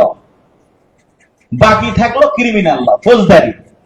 তো ফৌজদারি এটা কোরআনের 5টা বিধান মাত্র, 5টা মাত্র। হত্যার শাস্তি, ধর্ষণের শাস্তি, মদ খাওয়ার শাস্তি, মিথ্যা অপবাদ দেওয়ার শাস্তি, আর হচ্ছে জিনার শাস্তি। তো এই 5টা শাস্তি, যেদিন বাংলাদেশের বেশিরভাগ মানুষ এই ক্রিমিনাল রায় কায়েম হোক চাইবে, সেই দিন এটা কায়েম হবে। অসুবিধা কোথায়? তার আগ পর্যন্ত মসজিদ কায়েম হওয়ার আগে নামাজ মাপ না ব্যক্তিগতভাবে পড়েন, আর চেষ্টা করেন মসজিদটা তৈরি করতে। জামাত ইসলামী এবং ছাত্র শিবির চাচ্ছে যতদিন না আল্লাহর আইন চালু না হোক ততদিন ওই আইনের প্রতি আমি শ্রদ্ধাশীল থাকি, আর মানুষকে বোঝাতে থাকি যে আল্লাহর আইন মানা দরকার। যেদিন বেশিরভাগ মানুষ চাইবে সেদিন আল্লাহর আইন চালু হবে ইনশাআল্লাহ। জি, অসংখ্য ধন্যবাদ। এই পর্যায়ে সাদিক কায়েম ভাই, তার প্রতি থাকা প্রশ্নগুলো দিতে চাচ্ছি, সংক্ষেপে করলে আমরা আরো প্রশ্ন নিতে পারবো। ছাত্র রাজনীতির সহাবস্থান নিয়ে একটা কোয়েশ্চেন আসছে। আমরা 24-এর ছাত্র জনতার অভ্যুত্থান পরবর্তী বলছি, আমরা ছাত্র রাজনীতির রিফরমেশন চাই, ছাত্র রাজনীতির যৌক্তিক সংস্কার চাই। ছাত্র রাজনীতি বলতে আমাদের মাথায় এবং আমাদের সাধারণ শিক্ষার্থীদের মাথায় এখনো নেগেটিভ মাইন্ডসেট থেকে গেছে। গত 16 বছর অথবা তার আগে আমরা যে ধরনের ছাত্র রাজনীতি দেখেছি, ছাত্র রাজনীতি মানে ফাও পাওয়া, ছাত্র রাজনীতি মানে গণরম গ্যাস্ট্রন কালচার, ছাত্র রাজনীতি মানে শোডাউনের পলিটিক্স, এরকম আরো অনেকগুলো নেগেটিভ বিষয় আমাদের মাইন্ডসেটে আছে। কিন্তু 24-এর ছাত্র জনতার অভ্যুত্থান পরবর্তী আমরা বলছি ছাত্র রাজনীতি হবে মার্কেট প্লেস অফ আইডিয়া। আমি ইসলামী ছাত্র শিবিরের দায়িত্বশীল, ইসলাম ছাত্র শিবির আমি একজন কর্মী, আমি আমার আইডিয়া নিয়ে আমার সাধারণ শিক্ষার্থীদের কাছে যাব। আমার বন্ধুপ্রতিম ছাত্র সংগঠন যারা আছে তারা তাদের আইডিয়া নিয়ে যাবে, তাদের আদর্শ নিয়ে যাবে। শিক্ষার্থীদের যার আদর্শ তার ভালো লাগবে সেটা গ্রহণ করবে, যার আদর্শ ভালো লাগবে না সেটা সমালোচনা করবে। এই ভালো লাগা অথবা সমালোচনা করা দুইটাকে আমরা সাদরে গ্রহণ করব, কিন্তু আমরা কেউ হকি স্টিক অথবা স্ট্যাম্প নিয়ে যাবো না।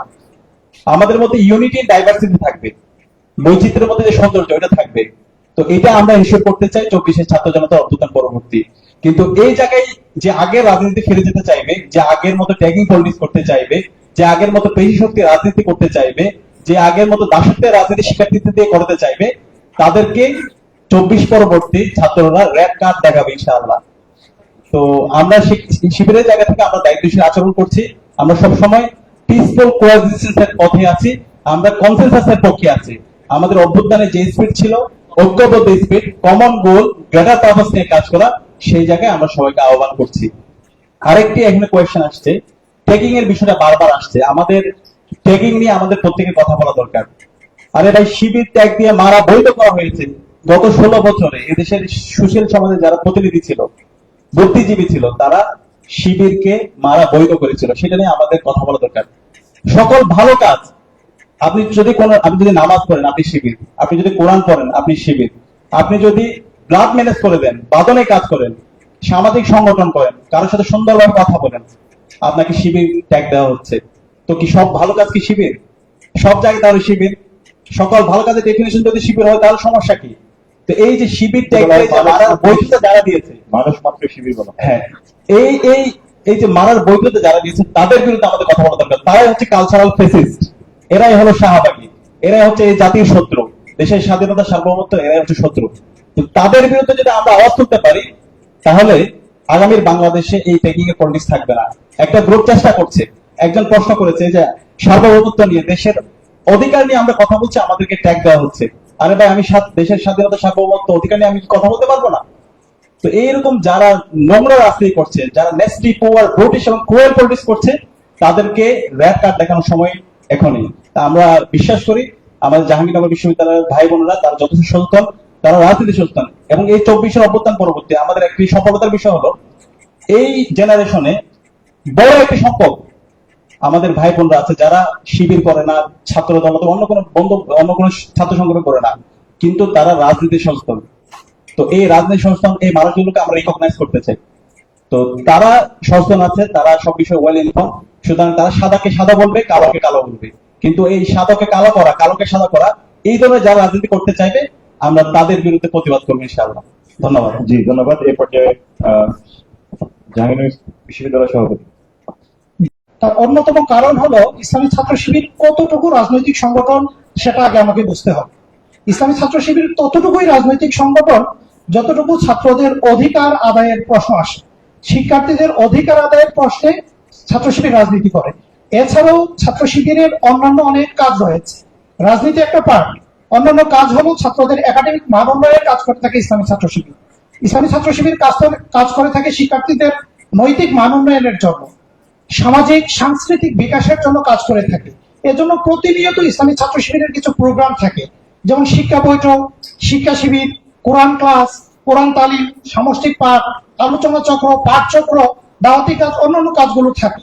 তো স্বাভাবিকভাবেই যে সকল রাজনৈতিক সংগঠনের একমাত্র কাজ রাজনীতি করা, তাদের মতো করে আমাদেরকে বটতলায় বা মুরাদ চত্বর অথবা ট্রান্সপোর্টে দেখতে চাওয়াটাও যথাযথ হয়নি বলে আমি মনে করি। অর্থাৎ আমরা আমাদের জায়গা থেকে শিক্ষার্থীদের অধিকার আদায়ের জায়গায় যতটুকু প্রয়োজন পড়ে ততটুকু সময় আমরা সেই জায়গাগুলোতে থাকবো এবং পরবর্তীতেও আমাদেরকে দেখতে পাবো ইনশাআল্লাহ। জি, আমরা এবার একটু আরো কয়েকটি প্রশ্ন নেব। এবার জি আপনার প্রশ্ন। জি, কোন প্রশ্নটা? আচ্ছা, মেয়েদের হলের ঘটনা। জি জি, আরো কোন মিসকিল? দুঃখিত, এটা মিস্টেক হয়ে গেছিল। বিগত কয়েকদিন আগে যে মেয়েদের হলে একজন ছেলে প্রবেশ করেছিল, এতে আমরা চরম উদ্বেগ প্রকাশ করেছি এবং প্রশাসনকেও সেটা জানিয়েছি। এখন কোন হলে যদি কোনো ছেলে প্রবেশ করে সেটা বাধা দেওয়ার দায়িত্ব কিন্তু ইসলামী ছাত্র শিবিরের না। এতক্ষণ যে কথাগুলো হয়েছে, মানুষ তৈরির দায়িত্বটা ইসলামী ছাত্র শিবির নিয়েছে, তাদের নৈতিক শিক্ষা দিতে চেয়েছে ইসলামী ছাত্র শিবির। এজন্য ইসলামী ছাত্র শিবির বলে যে আমাদের শিক্ষার মধ্যে নৈতিক শিক্ষা প্রবেশ করাতে হবে। এখন আমাদের যে শিক্ষা ব্যবস্থা, সেখানে আমরা যত পড়াশোনা করতেছি নৈতিক শিক্ষা নাই বলে আমরা মনে করছি এই কাজগুলো হচ্ছে। অথবা ইসলামী ছাত্র শিবির চাই যে আমাদের শিক্ষা ব্যবস্থায় নৈতিক শিক্ষা স্থান পায়।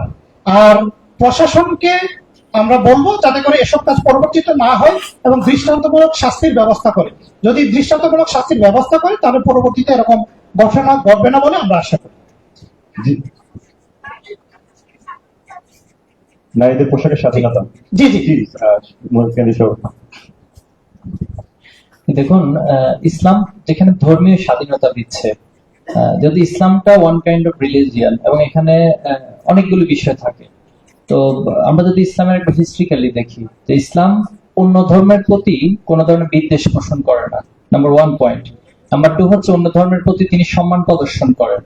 নাম্বার 3 হচ্ছে ইসলাম যেখানে রাষ্ট্রীয় ক্ষমতা অধিষ্ঠিত থাকে, তার কর্তব্য হচ্ছে রাষ্ট্রীয়ভাবে প্রত্যেক ধর্মের যে স্বাধীনতা রয়েছে সেটা নিশ্চিত করা এবং সেখানে সুরক্ষা প্রদান করা। এখন বাংলাদেশের কালচারে ধরুন এখানে কেউ বোরকা পড়ছে, কেউ বোরকা পড়ছে না। আপনি যদি অপর দেশগুলোর দিকে তাকান, দেখবেন তাদের পোশাকের একটা প্যাটার্ন থাকে। আমাদের বাংলাদেশে যেটা ঘটছে, দেখুন এখানে কেউ কোট বা হচ্ছে শার্ট পরছে, কেউ পাঞ্জাবি পরছে, আবার পাঞ্জাবির মধ্যে কিন্তু অনেক ধরনের ধরন আছে। কেউ হচ্ছে ফুল জুব্বা পরছে। একটু চমৎকার একটা আইডিয়া শেয়ার করি।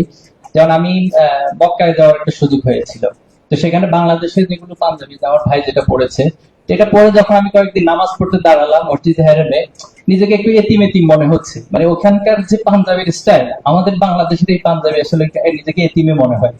এরপর আমি সেখানে যে জুব্বা যেটা বড় সেটা নিলাম, যে কয়দিন ছিলাম সেটাই পড়েছি।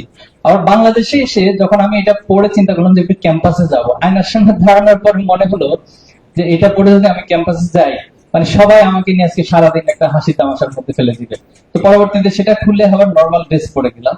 আমি উদাহরণটা দিলাম এর জন্য, পোশাকটা শুধুমাত্র ধর্মীয় সেন্স না, ধর্মীয় সেন্সের পাশাপাশি এখানে একটা কালচারাল প্র্যাকটিসের বিষয় থাকে। তো সেজন্য সবকিছুর আসলে চিন্তা পরিবর্তন ছাড়া আমি আপনাকে যদি একটা পোশাক দিয়ে বলি যে এটা পড়তে হবে, তাহলে ইসলামের সাথে সঙ্গতিপূর্ণ হচ্ছে না। যেখানে ইসলাম অন্য ধর্মকে তার স্বাধীনতা দিচ্ছে, সেখানে আমি একটা পোশাক আপনাকে কেন বাধ্য করবো? সেটা যখন আপনার কাছে মনে হয় যে না এই পোশাকটা আমার কাছে বেটার মনে হচ্ছে, এই সিচুয়েশনে এই পোশাকটা আমার ভালো। আপনি যখন কখনো তুরস্ক যান, এটা আপনি একটু নোটে রাখতে পারেন, তো সেখানে তুরস্কে তো অনেক সাম্রাজ্য রয়েছে এবং তাদের অনেকগুলো জাদুঘর রয়েছে। সেখানে যখন জাদুঘরে খ্রিস্টিয়ান বা কোনো অন্য ধর্মের কেউ প্রবেশ করে, তখন তাদেরকে একটা হেজাব দেওয়া হয়। এটা হচ্ছে তাদের কালচারের জন্যই হচ্ছে সবাই সেই হেজাবটা পরেই কিন্তু সেই মিউজিয়ামটা পরিদর্শন করে। তো বাংলাদেশের এই প্রেক্ষাপটে আসলে আমি মনে করি আমরা যা চাই, যেখানে শুধুমাত্র কোনো জিনিস চাপিয়ে দেওয়ার বিষয় না, বাট একটা পরিবেশ কালচার সবকিছুর আলোকে ব্যক্তি সিদ্ধান্ত নিবে যে আসলে তার জন্য কোনটা বেটার, এবং সেটাকে আমরা অ্যাপ্রিশিয়েট করব। জি ধন্যবাদ। আমরা প্রশ্ন নিতে যাচ্ছি। এদিকে অনেক আগে তুলে রেখেছিলেন একজন, ওই পাশে মেবি। জি হাসান তানভীর ভাই, ভাইকে প্রশ্ন দেন।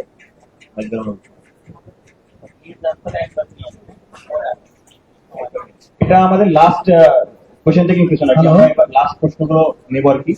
আসসালামু আলাইকুম, আমি হাসান তানভীর, এখানে পড়াশোনা করেছি ইংরেজি বিভাগে, 45 নম্বর ব্যাচের ছাত্র ছিলাম। আমি যে প্রশ্নটা করতে চাই সেটা হচ্ছে, আপনারা হচ্ছে ইসলামী সংগঠন এবং আপনাদের যে মাদা সংগঠন আছে জামায়াতে ইসলামী, সেটাও ইসলামী সংগঠন, এবং আপনারা রাষ্ট্র কায়েম করতে চান যেখানে যেটা হবে ইসলামী রাষ্ট্র। তো একটা ইসলামী রাষ্ট্রে সংখ্যালঘুদের কিছু অধিকার থাকে, সেটা আপনারা জানেন এবং অনেকে সেটা জানে। আমি বলতে চাচ্ছি, একটা ইসলামী রাষ্ট্রে কি একজন হিন্দু প্রেসিডেন্ট হতে পারবে কিনা, কিংবা একজন হিন্দু কি ইসলামী রাষ্ট্রে, একজন খ্রিস্টান কি ইসলামী রাষ্ট্রের প্রেসিডেন্ট বা প্রধানমন্ত্রী হতে পারবে কিনা? যদি না পারে, তাহলে এটা কি সংখ্যালঘুদেরকে একটা ইসলামী রাষ্ট্রে দ্বিতীয় শ্রেণীর নাগরিক হিসেবে পরিণত করে? একটা জাতি রাষ্ট্রের মধ্যে আমরা এ পর্যন্ত যতটা দেখে আসছি সেটা হচ্ছে প্রত্যেকটা নাগরিকের সমান অধিকার থেকে, সে প্রেসিডেন্ট, প্রধানমন্ত্রী থেকে শুরু করে বিচারপতি, প্রধান বিচারপতি সবই হতে পারে। কিন্তু জামাত শিবিরের আমি জানি না তাদের আছে কিনা, থাকলে ভালো কথা, কিন্তু এরকম কোন এজেন্ডা আছে কিনা যে আমাদের দলীয় আমির একজন হিন্দু হবে রাষ্ট্রপ্রধান একজন হিন্দু হবেন, প্রধানমন্ত্রী একজন হিন্দু হবেন, এই ধরনের সুযোগ আছে। জি, প্রশ্নটি বুঝতে আরেকটা জি জি আরেকটা কথা আছে, সেটা হচ্ছে মদিনা রাষ্ট্রকে আমরা দেখি হচ্ছে মানে ধর্ম ভিত্তিক একটা রাষ্ট্র হিসেবে, কিন্তু আমি ওটাকে এভাবে দেখি না। ইসলামী রাষ্ট্র হিসেবে আমি ওটাকে ইসলামী রাষ্ট্র হিসেবে দেখি না, আমি ওটাকে দেখি হচ্ছে ধর্ম ভিত্তিক রাষ্ট্র হিসেবে।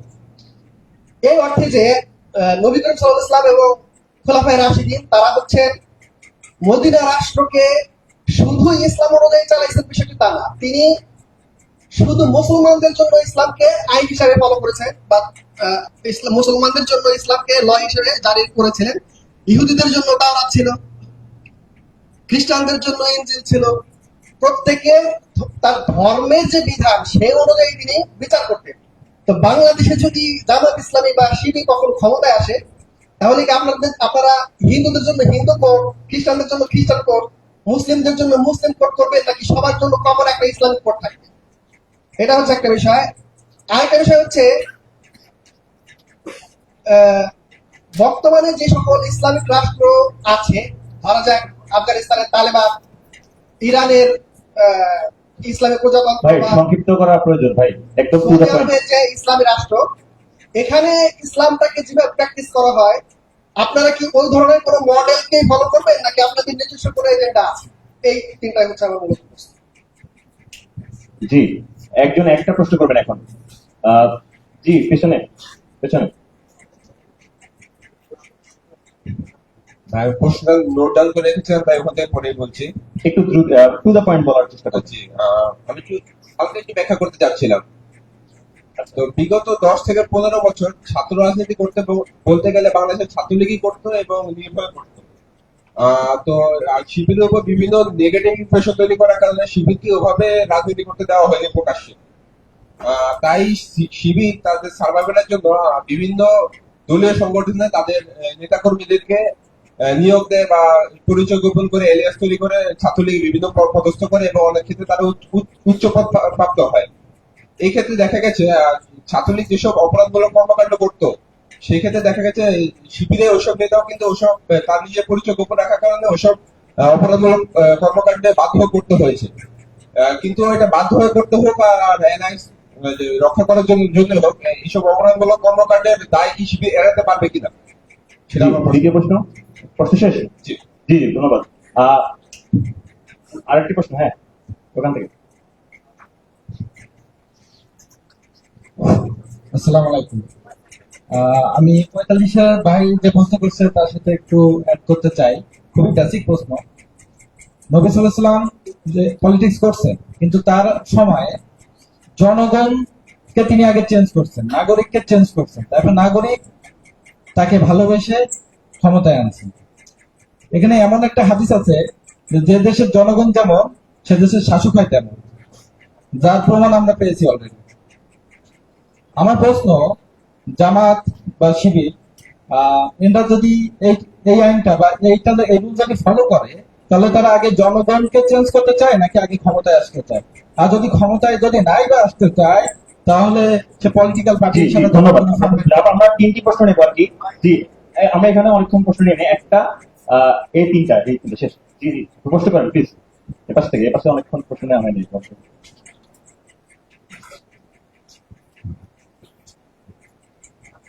সংক্ষেপে করবেন প্লিজ। আমার নাম মিজানুর রহমান, আমি বিভাগ 3য় বর্ষে পড়াশোনা করি। আমার দুটো প্রশ্ন। প্রথম প্রশ্ন হলো 1989 সালে কবির হত্যার দায়ে ছাত্র শিবিরকে দেওয়া হয়, এবং কি বলা হয় যে সেই সময় 22টি সংগঠন ছাত্র শিবিরকে ক্যাম্পাস রাজনীতি বা নিষিদ্ধ আমরা শুনতে পাই। তো এই বিষয় নিয়ে শিবিরের পক্ষ থেকে আমরা কোনো স্পষ্ট ব্যাখ্যা পাইনি। আমার মনে হয় অধিকাংশ বিষয়ে কিছু জানি না আসলে শিবির তখন ভূমিকাটা কি ছিল। আচ্ছা, স্পষ্ট ব্যাখ্যা ছিল, আবার দেবে, সমস্যা নেই। এরপর দ্বিতীয় প্রশ্ন, আমাদের জুলাই অভ্যুত্থানে 24-এর এই জায়গায় জাহাঙ্গীরনগরের ছাত্র শিবিরের ভূমিকা কি ছিল? জি, ধন্যবাদ। এই পাশে একটা প্রশ্ন লিখে যাই। জি জি, মাইকটা দেন প্লিজ। আমরা এই 3টি প্রশ্ন নিয়ে শেষ করবো। আসসালামু আলাইকুম, আমি শহীদুজ্জামান, আমি সাভারি গিজেট থেকে আসছি। আমার প্রথম প্রশ্ন হলো, আপনারা আসলে দাওয়াতি কাজটা কিভাবে শুরু করেন?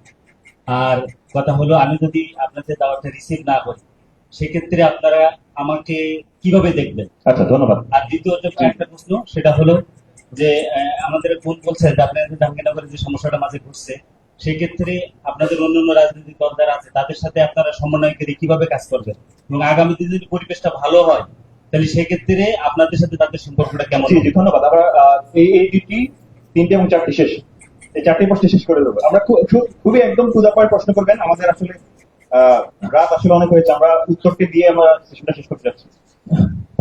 জি, জি। ধন্যবাদ। আমি হচ্ছে তালহা, আন্তর্জাতিক সম্পর্ক 52তম আবর্তন। আমার প্রশ্ন হচ্ছে যে আজকে বারবার দেশের সার্বভৌমত্ব এবং স্বাধীনতার কথা অনেকবার আসছে। তো ছাত্র শিবির আসলে স্বাধীনতা 1971 সালে তাদের যে সংগঠন জামাতের ভূমিকা নিয়ে কি চিন্তা করে এবং যুদ্ধাপরাধী বা রাজাকার বা এই ধরনের যে বিষয়, সেই বিষয় সম্পর্কে আসলে তাদের ধারণা। জি জি অনেক ধন্যবাদ। মুক্তিযুদ্ধের প্রশ্নে তাদের অবস্থানটা কি? জি জি অনেক ধন্যবাদ। পিছনে পরবর্তী, তৃতীয় চতুর্থ শেষ। আসসালামু আলাইকুম, সংক্ষেপে। ইংরেজি 51তম আবর্তন। হিটলারের মন্ত্রী গোয়েবলস বলছিলেন যে বারবার একটা মিথ্যা কথা বারবার প্রচারণার মাধ্যমে সেটা সত্যে পরিণত হয়, যেটা আমরা ইসলামী ছাত্র শিবিরের বিরুদ্ধে দেখছি। যে দীর্ঘ 15-16 বছর বারবার বলার ফলে মানে আমাদের যে প্রজন্ম তৈরি হয়ে গেছে যে ইসলামী ছাত্র শিবির মানে কোন একটা জুজুর ভয় দেখানো হয়েছে, যে জামাত শিবির রাজাকার তারপরে বাংলাদেশ, এই জিনিসটা বারবার আমাদের কানে দেওয়া হয়েছে। আমি দুইটা জিনিস উল্লেখ করতে চাই যে 1984 সালে বাংলাদেশের যে কেয়ারটেকার সরকারের যে বিষয়টা বাংলাদেশে প্রথম ইন্ট্রোডিউস করে বাংলাদেশ জামাতে ইসলাম। তারপর 1987 সালে যে পদত্যাগের যে কালচারটা বাংলাদেশে প্রথম শুরু করে বাংলাদেশ জামাতে ইসলাম। কিন্তু বাংলাদেশ জামাতে ইসলামের বিরুদ্ধে তৎকালীন যে তার যে সংগঠনটা ছিল যে ইসলামী ছাত্র সংঘ, যে আপনার হচ্ছে আলবদর আল শামস বাহিনীতে তারা মানে মেইন ভূমিকা পালন করছে। এই যে মিথ্যা একটা ট্যাগ দেওয়া হয় সেটার বিরুদ্ধে বর্তমানে আপনাদের যদি কোনো কথা থাকে সেটা জানতে চাচ্ছি। জি পেছনে জ্যাকেট। আমি বলার 50। আমার প্রশ্ন হলো, সামাজিকভাবে ইসলামের বিপ্লবের মাধ্যমে ইসলামের শাসন প্রতিষ্ঠার ব্যাপারে শিবিরের ধারণা কি, মানে অনুভবটা কি? রিপিট হয়েছে maybe, এটা উত্তর এসেছে। এবং একই সাথে আমরা যে ইরানে দেখি যে ইসলাম বিপ্লব অথবা হচ্ছে ইসলামিক আমিরাত আফগানিস্তানে যেভাবে মানে ইসলামী অনুশাসন কায়েমের প্রচেষ্টা দেখি, এ ব্যাপারে ইসলামী ছাত্র শিবিরের মনোভাব কি এবং লিবারেল ডেমোক্রেসি নিয়ে কিভাবে ইসলামী শরিয়া শাসন প্রতিষ্ঠা তারও একটা রূপরেখা আমাদের হালকা ভাবে দিলে ভালো হয়। এবং একই সাথে শাকিল উদ্দিন ভাই যেটা বললেন যে অধিকাংশ মানুষ যেদিন ইসলাম চাবে বা শরিয়া আইন চাবে সেদিনই শরিয়া আইন প্রতিষ্ঠা হবে, এইটার যৌক্তিকতা আসলে কতটুকু? ধরেন খোলাফায়ে রাশিদিনের যুগে সে সময় আরব এম্পায়ার বা খোলাফায়ে রাশিদিনের যে খেলাফত ছিল ওখানে কিন্তু 60% খ্রিস্টান নাগরিক ছিল। তো তাদের কিন্তু যখন ওই একটা ভোটের সিস্টেমটা যদি থাকতো তাহলে এটাকে আসলেও খেলাফতের রাশিদিন বা খোলাফায়ে রাশিদিন। আচ্ছা ধন্যবাদ। প্রশ্ন তো হচ্ছে শাকিল উদ্দিন ভাই আশা করি প্রশ্ন উত্তর দেবেন। সর্বশেষ প্রশ্ন সামনে থেকে, এবং এর মাধ্যমে আমরা আমাদের প্রশ্ন নেয়ার পার্টটা শেষ করছি। যে আমি জাহিদুল ইসলাম বাপ্পি, ইংরেজি 50তম আবর্তন। আমার কেন্দ্রীয় নেতৃবৃন্দের কাছে আমার প্রশ্ন হচ্ছে, আমরা জানি যে বাংলাদেশে শুধুমাত্র ইসলামী ছাত্র শিবির ইসলামী সংগঠন না, আরো অন্যান্য ইসলামী সংগঠন রয়েছে। তো সেক্ষেত্রে আমার প্রশ্ন হচ্ছে, ছাত্রদের অধিকার নিয়ে কথা বলা, ছাত্রদেরকে ধর্মীয় বিভিন্ন আইন কানুন শেখানোর ব্যাপারে কেন অন্যান্য সংগঠন ইসলামী সংগঠন না করে কেন আমরা শিবিরকে বেছে নেব? এক্ষেত্রে শিবির কিভাবে নিজেদেরকে মূল্যায়ন করবে এবং অন্যান্য ইসলামী ছাত্র সংগঠনের সাথে ইসলামী ছাত্র শিবিরের কি এ বিষয়ে কোন ধরনের আলোচনা বা কোনো বিষয় আছে কিনা সেটা একটু ক্লিয়ার। জি ধন্যবাদ। শেষ এর মাধ্যমে আমরা প্রশ্ন নেওয়ার পার্টটা শেষ করছি। উত্তর দেওয়ার জন্য শুরুতে অনুরোধ জানাবো মোতাম কেন্দ্রীয় সভাপতি। আচ্ছা, প্রথমত সংখ্যালঘু এবং হিন্দু প্রধানমন্ত্রী হতে পারবে কিনা, এটা ডিসিশন কি ছাত্র শিবির বা কোন দল নিবে নাকি জনগণ নিবে? এটা তো জনগণ যদি কোন হিন্দুকে রাষ্ট্রপতি হিসেবে তারা নির্বাচন করে তাহলে আমি আজকে এখানে ঘোষণা করে যাচ্ছি আমাদের কোনো আপত্তি থাকবে না। আর কোন পদ থেকে, যেমন আপনি যদি জামাতে ইসলামের কথা চিন্তা করেন, জামাতে ইসলামের তো অনেক এমপি ছিল, আল্লামা সাইদি হুজুর তিনি এমপি ছিলেন, মতিউর নিজামী তিনি এমপি ছিলেন। এখন প্রশ্ন হচ্ছে তাদের এরিয়ার মধ্যে কি হিন্দু জনগোষ্ঠী ছিল না? তারা তাদেরকে কেন ভোট দিয়েছে? এই প্রশ্নগুলো সুযোগ থাকলে একটু ওনাদেরকে গিয়ে করে আসবেন যে কেন আপনি ভোট দিয়েছিলেন। তো এখান থেকে উত্তরটা পাবেন আপনারা। এমন তো হয়েছে যে তারা যখন মন্ত্রী ছিলেন, এমপি ছিলেন, তাদের অধীনস্থ তো অনেকগুলো গভর্নমেন্টের অনেকগুলো ইস্যুতে অনেক কর্মকর্তা ছিল, কর্মচারী ছিল। এখন এরকম একটা ডকুমেন্টস দেখাতে পারবেন যে তারা এমপি হওয়ার পরে সংখ্যালঘুদের সবাইকে হচ্ছে পদচ্যুত করে ফেলছে অথবা তাদেরকে বহিষ্কার করছে? দেখাতে পারবেন না। তো এই জায়গাগুলো থেকে আমাদেরকে মূলত শিক্ষাটা নিতে হবে। ইসলাম যদি ক্ষমতায় আসে অথবা যারা আমরা ইসলামের কথা বলছি তারা আসলে এটা আসলে ইসলাম ফোবিয়ারই একটা অংশ। আমাদের কাছে দীর্ঘদিন ধরে ন্যারেটিভটা এভাবে দাঁড় করানো হয়েছে যে ইসলাম আসা মানে হচ্ছে তোমার ধর্মের অস্তিত্ব থাকবে না, তোমার নারীদেরকে বাধ্য করে হচ্ছে বোরকা পরিয়ে দেওয়া হবে। এই যে মানে নেগেটিভ অ্যাপ্রোচ গুলো অথবা এগুলোকে ন্যারেটিভ হিসেবে দাঁড় করানো, এটা আসলে আমাদেরকে বের হয়ে আসতে হবে। ইসলাম আসলে কি করেছে এটা ইসলামের ইতিহাসগুলো পড়লে অথবা বিগত সময়ে যারা নেতৃত্বে ছিল তাদের বিষয়গুলো দেখলে আমার মনে হয় ক্লিয়ার হয়ে যাবে। মদিনা রাষ্ট্রকে আপনি মডেল হিসেবে বলেছেন। এখন আমি যদি আপনাকে এখানে একটু কোশ্চেন করি, ইসলামের কোন বিধানটা যেটা মানুষের জন্য অকল্যাণকর অথবা কারো উপর অকল্যাণ চাপিয়ে দিয়েছে, এই চ্যালেঞ্জটা যদি আমি আপনাকে করি, আপনি কি সেটার একটা ডকুমেন্টস দিতে পারবেন যে ইসলাম আচ্ছা আমি শেষ করলে এরপর আপনাকে সুযোগ দিবেন কিনা? আচ্ছা জি শিওর। ভাই আপনি সংক্ষেপে প্লিজ, সংক্ষেপে 2 লাইন। ঠিক আছে, আপনি যে প্রশ্নটা উত্তর দিচ্ছেন আমি আসলে ওটাকে প্রশ্নটা করি নাই যে মানে আগের কোশ্চেনটা যে কেন ভোট দিল বা এটা দিল, এটা আমি প্রশ্ন করছিলাম দুইটা। একটা হচ্ছে জামাত ইসলামী আমির কি কোনো হিন্দু বা খ্রিস্টান হতে পারবে কিনা, এটা হচ্ছে একটা। একই সাথে জামাত কি নিজের দলীয় ফোরামে কোনো হিন্দুকে বা খ্রিস্টানকে নিজেদের তারা ক্ষমতায় গেলে প্রধানমন্ত্রী হিসেবে নির্বাচন করবে কিনা? জনগণ তো প্রধানমন্ত্রী নির্বাচন করে, প্রধানমন্ত্রী নির্বাচন করে দল।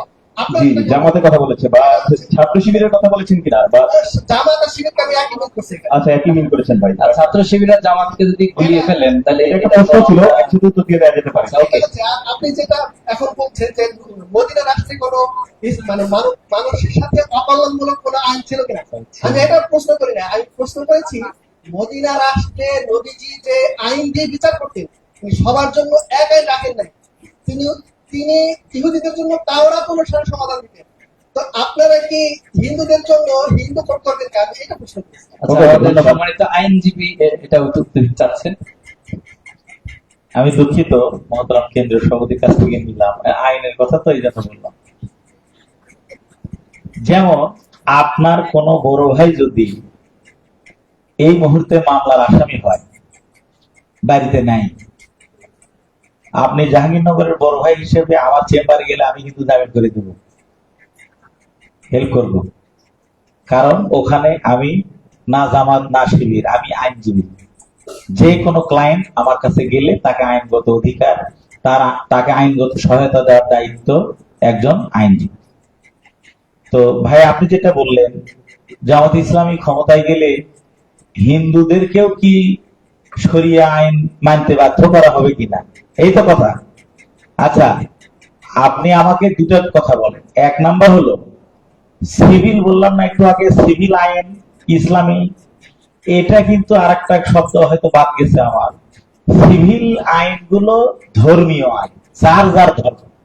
যেমন মুসলিম আইনে পিতার সম্পত্তি কন্যা পাবে ছেলের অর্ধেক, কিন্তু হিন্দুরা মেয়েরা বাপের সম্পত্তি পায় না। সুতরাং বাংলাদেশের আইনও কিন্তু তাই, হিন্দু আইন আলাদা আছে। ছেলেরা 4টের বেশি বিয়ে করতে পারবে না, হিন্দুরা 10টাও করতে পারবে। এটা বাংলাদেশের আইন তাকে বাধা দিবে না, ওই আইনে সেটা আছে। আমি বলতে চাচ্ছি যেগুলো একটু খেয়াল করে, ক্রিমিনাল মানে ফৌজদারি, মানে এটা অফেন্স। আর সিভিল মানে দেওয়ানি, মানে অধিকার, রাইটস। একটা অফেন্স একটা রাইটস। তো রাইটসটার সাথে ধর্ম রিলেটেড।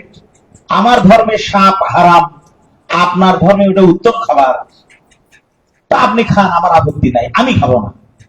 এটার নাম হলো রাইটস, ধর্মীয়। সুতরাং বিয়ে শাদী তালাক অধিকার সংক্রান্ত যা আছে এগুলো যার যার ধর্মীয় আইন।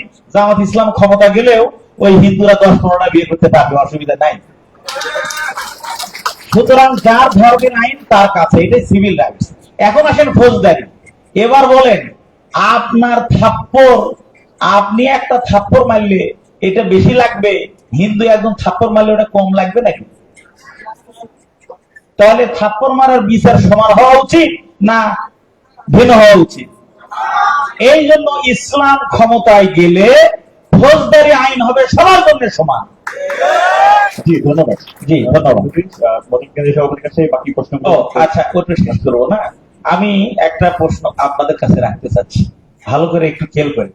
এখানে 64টা ডিস্ট্রিক্টে মিনিমাম 50টা ডিস্ট্রিক্টের লোক আছেন তো, তাই না? আপনার নিজের পরিবারের, আপনার আত্মীয়, আপনার চেনা জানা কোন ছাত্র, কোন ব্যক্তির হাত বা পায়ের রগ শিবির কেটেছে? হাত তোলেন, বলেন। এরপরে জুবাইরকে হত্যা করেছে ছাত্রলীগ, তো জুবাইরের হত্যাকারীরা থাকবে? তো কে থাকবে তাহলে?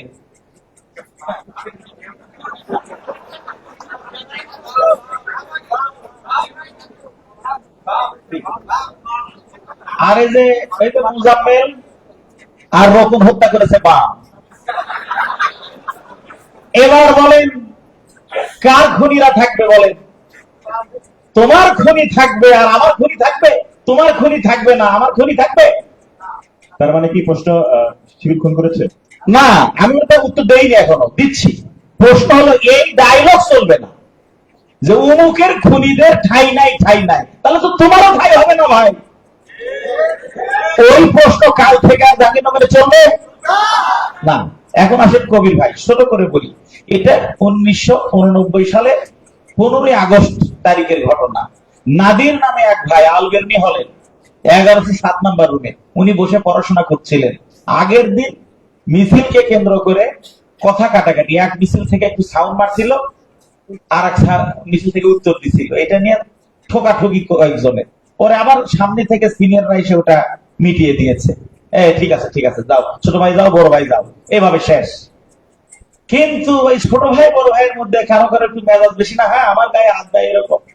এই অবস্থায় নাদির নামে শিবিরের এক ভাই আলবেরনি হলের 1107 নম্বর রুমে উনি পরীক্ষার প্রস্তুতি নিচ্ছিলেন। সকাল 10টা বাজে তখন। আপনারা তো জানেন আমাদের ক্যাম্পাসের পরীক্ষা হয় 12টা থেকে, যাতে জোহরের নামাজ না পড়া যায়, নাকি? বিছনা নিয়ে বারান্দায় পড়তেন, কি বলে 11টা 50-এ, শীতকালে যদি হইতো আর কি। অন্য সময় তাও ব্রেক। এটাও চেঞ্জ করতে হবে, মুসলমানের নামাজ পড়ার সুযোগ দিতে হবে, পরীক্ষার শিডিউল চেঞ্জ করতে হবে। জি ভাই। তো এখন উনি পরীক্ষা প্রস্তুতি নিয়েছেন, এই অবস্থায় ওনার উপর হামলা, এমন মার দিল ওনাকে, উনি আহত। এরপরে খবর পাইলো নাদিরকে মারা হয়েছে, তো বাকিরা আবার ওইদিকে এসে এই আলবেরনি হল আর সালাম বরকত হলের মধ্যে সংঘর্ষ। এই সংঘর্ষে এবার খতিয়ান শোনেন, ওনাদের আহত নাম হাবিবুর রহমান কবির, রোকন, হালিম, তাপস। মারাত্মক আহত 4 জন। মারামারি মারামারি মানে এরাও মেরেছে ওরাও মেরেছে। মারামারিতে আহত ছাত্র দলের কয়জন? 4 জন। নামগুলো ভিডিওতে থাকবে, তো দেখে নিবেন। হাবিবুর রহমান কবির, রোকন, হালিম, তাপস, 4 জন আহত। শিবিরের আহত 8 জন। কয়জন? 8 জন। নাম কি? বিশ্ববিদ্যালয় শিবিরের সভাপতি মমতাজ, বিশ্ববিদ্যালয় শিবিরের সাংগঠনিক সম্পাদক তৌহিদ, এখন সারা বড় কলেজের প্রিন্সিপাল। নাদির ভাই নিজে, যাকে দিয়ে শুরু, মারুফ ভাই, আমিন, নোমান, মোজাম্মেল, 8 জন। তাহলে দুই পক্ষের মারামারিতে ওনাদের আহত হলো 4, আমাদের আহত হলো 8। ওনাদের 4-এর মধ্যে একজনের হায়াত আল্লাহ তুলে নিছে, মারা গেছে। আমাদের 8 জন দীর্ঘদিন চিকিৎসা শেষে 8 জনে বেঁচে আছে। এবার হত্যা করা হয়েছিল, ওয়াজ দ্যাট ইন্টেনশনাল অর মানে এটাকে কি বলে, যে ইনসিডেন্টাল? কোনটা বলেন? অ্যাক্সিডেন্টাল বা ইনসিডেন্টাল, যেটাই বলেন। মারার কাকে বলে? 302 আইনের ভাষায় ইন্টেনশনালি, পূর্ব পরিকল্পিত ভাবে কারো উপর আক্রমণ করে তাকে হত্যা করা। এখন দুই পক্ষ ঠেলাঠেলি, মারামারি, হাতাহাতি। আর কারো করে কেউ যদি সেখানে মারা যায়, এটাকে হত্যা বলে না, এটাকে বলে 304 কালপাবল হোমিসাইড, নরহত্যা, মানে মরে গেছে। এখন বলেন এই 8 জনের মধ্যে যদি 4 জন মারা যেত তাহলে কি হইত? আমাদের আহত বেশি, শিবির আহত বেশি। সুতরাং আমরা আবারও বলছি, কবির ভাই সংঘর্ষে আহত, ওনারা 4 জন আহত, শিবির 8 জন আহত। এই 8 সালে 12 জন আহতের মধ্যে একজন ইন্তেকাল করেছে। ওইটা আমরা বিতর্কিত কথা না বলি, এটাও সত্য কথা। ওনার বোন এখনো বেঁচে আছে। বহুবার উনি বলেছেন, আপনাদের একটা কথা বলবো, যতদিন ছাত্রদল এখানে প্রোগ্রাম করেছে, ওনার প্রতিষ্ঠা বার্ষিকীতে কোনদিন কবির ভাইয়ের বোনকে আনতে পারে নাই। বলেন, জিজ্ঞেস করে দেখি, কবির ভাইয়ের বোন কখনো ওদের প্রোগ্রামে আসে নাই। কেন জানেন? ওনারই মনের মধ্যে সন্দেহ। হসপিটালে থাকাকালীন 4 জন আহত, কেউ বলো না আমার ভাই মারা গেল কেন। এইগুলো সন্দেহ কথা, যেহেতু এই জন্য আমরা না বলি। আমরা খালি আপনাদের বিবেকের কাছে, জাহাঙ্গীরনগরের মেধাবীদের কাছে এটা বলে যেতে চাই যে সংঘর্ষে ওদের 4 জন আহত, আমাদের 8 জন আহত, ক্ষতিগ্রস্ত কারা বেশি বলেন? তাহলে আমাদের উপরে দায় দেওয়াটা ঠিক না। আমি একটু সরি শেষ করি, আমার আর 2টা প্রশ্ন আছে মনে হয়, সংক্ষেপ। আর একটা, হ্যাঁ সংক্ষেপ করছি। আর একটা হলো, ট্যাগিং নিয়ে ওনারা উত্তর দিয়েছেন। আমি খালি একটা প্রশ্ন করছি, ট্যাগিং দেখে ভয় পান দেখে আপনারা বলতেছেন আপনাদের যারা যারা লোক তাদের নামে তালিকাটা দেন, এর বাইরে যাতে কাউকে ট্যাগ দিতে না পারে। তার মানে কি শিবির 100 হোক, 200 হোক, 500 হোক, একটা তালিকা দিয়ে ফেললো। যদি 500 জনের তালিকা দেয়, তো 501 নাম্বার ব্যক্তিকে যদি শিবির ট্যাগ দিয়ে মারে, আপনি কিছু বলবেন না? বলবেন কিনা বলেন? আরে ভাই, এই তালিকা চান জানার জন্য, কিন্তু যারা ট্যাগ দেয় তাদেরকে ধরেন না। তুমি ট্যাগ দেয় কি? আমার বাপের খেয়ে আমার মেধাতে আমি জাহাঙ্গীরনগর বিশ্ববিদ্যালয়ে চান্স পেয়েছি। আমার যে আদর্শ ইচ্ছা ভালো লাগে আমি সেই আদর্শের রাজনীতি করব, তোমার ক্ষতি না করলেই হলো। তুমি আমাকে who give you the right to mention me as a শিবির? পাল্টা প্রশ্ন করার সাহস তৈরি করে। যদি তুমি ভয় পাও তাহলে তুমি শেষ। যদি তুমি পাল্টা প্রশ্ন করে রুখে দাঁড়াও, তুমি বাংলাদেশ। সম্মানিত ভাই, ধন্যবাদ। আর 2টা প্রশ্ন আছে আমার, একবারে শেষ করি। হ্যাঁ, একটু শেষ করি। এরপরে হলো, এখানে আরেকটা কথা বলেছে যে ফৌজদারি আদালত আর সিভিল আদালত, তো বলছি ফৌজদারি আইন সবার সমান, সিভিলটা যার যার মতো করে হবে। আর একটা ছিল এই যে জামাত ইসলামী নিয়ে একটা প্রশ্ন ছিল না, যে স্বাধীনতা বিরোধী আর হচ্ছে যে ইতিহাসী নির্বাচন নিয়ে কথা বললো। আমি 2 মিনিটে শেষ করে দিচ্ছি, একটু খেয়াল করেন তো। 91 সালে, একটু খেয়াল করবেন আমার কথাটা, 91 সালে তত্ত্বাবধায়ক সরকারের অধীনে নির্বাচন হবে, এটার পক্ষে ছিল, অঙ্কের মতো আপনারা কাটাকাটি করবেন, এটার পক্ষে ছিল বিএনপি, ঠিক কিনা বলেন? জামাত, আওয়ামী লীগও পক্ষে ছিল। বিপক্ষে কে ছিল? জাতীয় পার্টি। বিপক্ষে কে ছিল? জাতীয় পার্টি। তাহলে তত্ত্বাবধায়ক সরকারের পক্ষে বিএনপি, জামাত, আওয়ামী লীগ, বিপক্ষে জাতীয় পার্টি। তত্ত্বাবধায়ক সরকারের পক্ষে নির্দলীয় নিরপেক্ষ সরকারের অধীনে ভোট হোক, এটা চেয়েছিল বিএনপি, জামাত, আওয়ামী লীগ, আর চাইনি হলো জাতীয় পার্টি। এবার 96 সালে এসে আওয়ামী লীগও তত্ত্বাবধায়ক চায়, জামাতও তত্ত্বাবধায়ক চায়, জাতীয় পার্টিও তত্ত্বাবধায়ক চায়। এবার চায় না বিএনপি।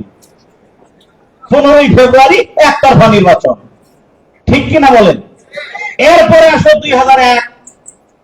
2001 এসে সব দল চাইলো, তো সব দলই ভোট হলো। 2008 সালে সব দল চাইলো, ভোট হইলো। 14তে এসে জাতীয় পার্টি চায় নির্দলীয় সরকার, বিএনপি চায় নির্দলীয় সরকার, জামাত চায় নির্দলীয় সরকার, এরা চায় না আওয়ামী লীগ। চাইছে? তাহলে নির্দলীয় সরকারের দাবি থেকে বিএনপি 96 সরছে কিনা? 91 জাতীয় পার্টি সরছে কিনা? 14 সালে আওয়ামী লীগ সরছে কিনা? জামাত সরল কবে? তাহলে ডিগবাজি মারে কারা? ভুল বললাম না ঠিক বললাম? জামাত সবসময় বলছে নির্দলীয় নিরপেক্ষ তত্ত্বাবধায়ক বলেন, অন্তর্বর্তীকালীন লেভেল যেটাই দেন, ভিতরের কাম যাতে নির্দলীয় নিরপেক্ষ হয়, তাদের অধীনে নির্বাচন হবে, বাংলাদেশের মানুষ যাকে ভোট দেবে তারা এদের শাসন করবে। আপনি ক্ষমতায় গেলে নির্দলীয় তত্ত্বাবধায়ক চান না, বিরোধী দলে গেলে খুব আরাম লাগে। তাহলে সব দলের ইতিহাস একবার করে আছে নির্দলীয় সরকার না চাওয়া, জামাত ইসলামের ইতিহাস নাই নির্দলীয় না চাওয়া। সুতরাং ডিগবাজি তারা মারে, জামাত ইসলামী নয়। আর একটা হলো যুদ্ধাপরাধী। আর দেখুন আমি একটা কথা বলি, দুইটা শব্দের একটু পার্থক্য করতেই হবে আমাদের। একটা হলো যুদ্ধে অপরাধী, আর একটা স্বাধীনতার বিরোধিতা। প্রশ্ন, খাগড়াছড়ি, পার্বত্য চট্টগ্রাম, খাগড়াছড়ি, বান্দরবান, রাঙ্গামাটি, 3 জেলা মিলে একটা দেশ গঠন করতে চায় তারা। দেশটার নাম জানেন? জুমল্যান্ড। কে কে তাদেরকে স্বাধীনতা দিতে রাজি আছেন? হাত তোলেন। কেন নয়? কেন দিবেন না? আপনার ভাষা ওর ভাষা এক, আপনার ভূমি বৈশিষ্ট্য আর ভূমি বৈশিষ্ট্য এক, আপনার ধর্ম ওর ধর্ম এক, এমনকি আপনার চেহারা সুরত সাইজ ওদের সাথে এক, খাদ্য অভ্যাস এক, কালচার এক, তো কিছুই আলাদা, সবই আলাদা, কিছুই এক না। তারপরেও দিবেন না কেন আলাদা করতে? কারণ ওটা আমার দেশের মাটি, অংশ। ওরা ওদের কালচার নিয়ে থাকবে, ধর্ম নিয়ে থাকবে, কিন্তু বাংলাদেশের পরিচয় থাকবে, ঠিক কিনা বলে? তো 47 সালে 200 বছর ব্রিটিশের নির্যাতন নিপীড়নে হিন্দুরা হয় জমিদার, মুসলমান হয় কেরানি, হিন্দুরা হয় জমিদার, মুসলমান হয় প্রজা। তাদের বাড়ির সামনে দিয়ে ছাতা খুলে যাওয়া যেত না, জুতা খুলে বগলের নিচে নিয়ে যাওয়া লাগতো। দাদাদের কাছ থেকে শুনে দেখবেন এইরকম নির্যাতন নিপীড়ন।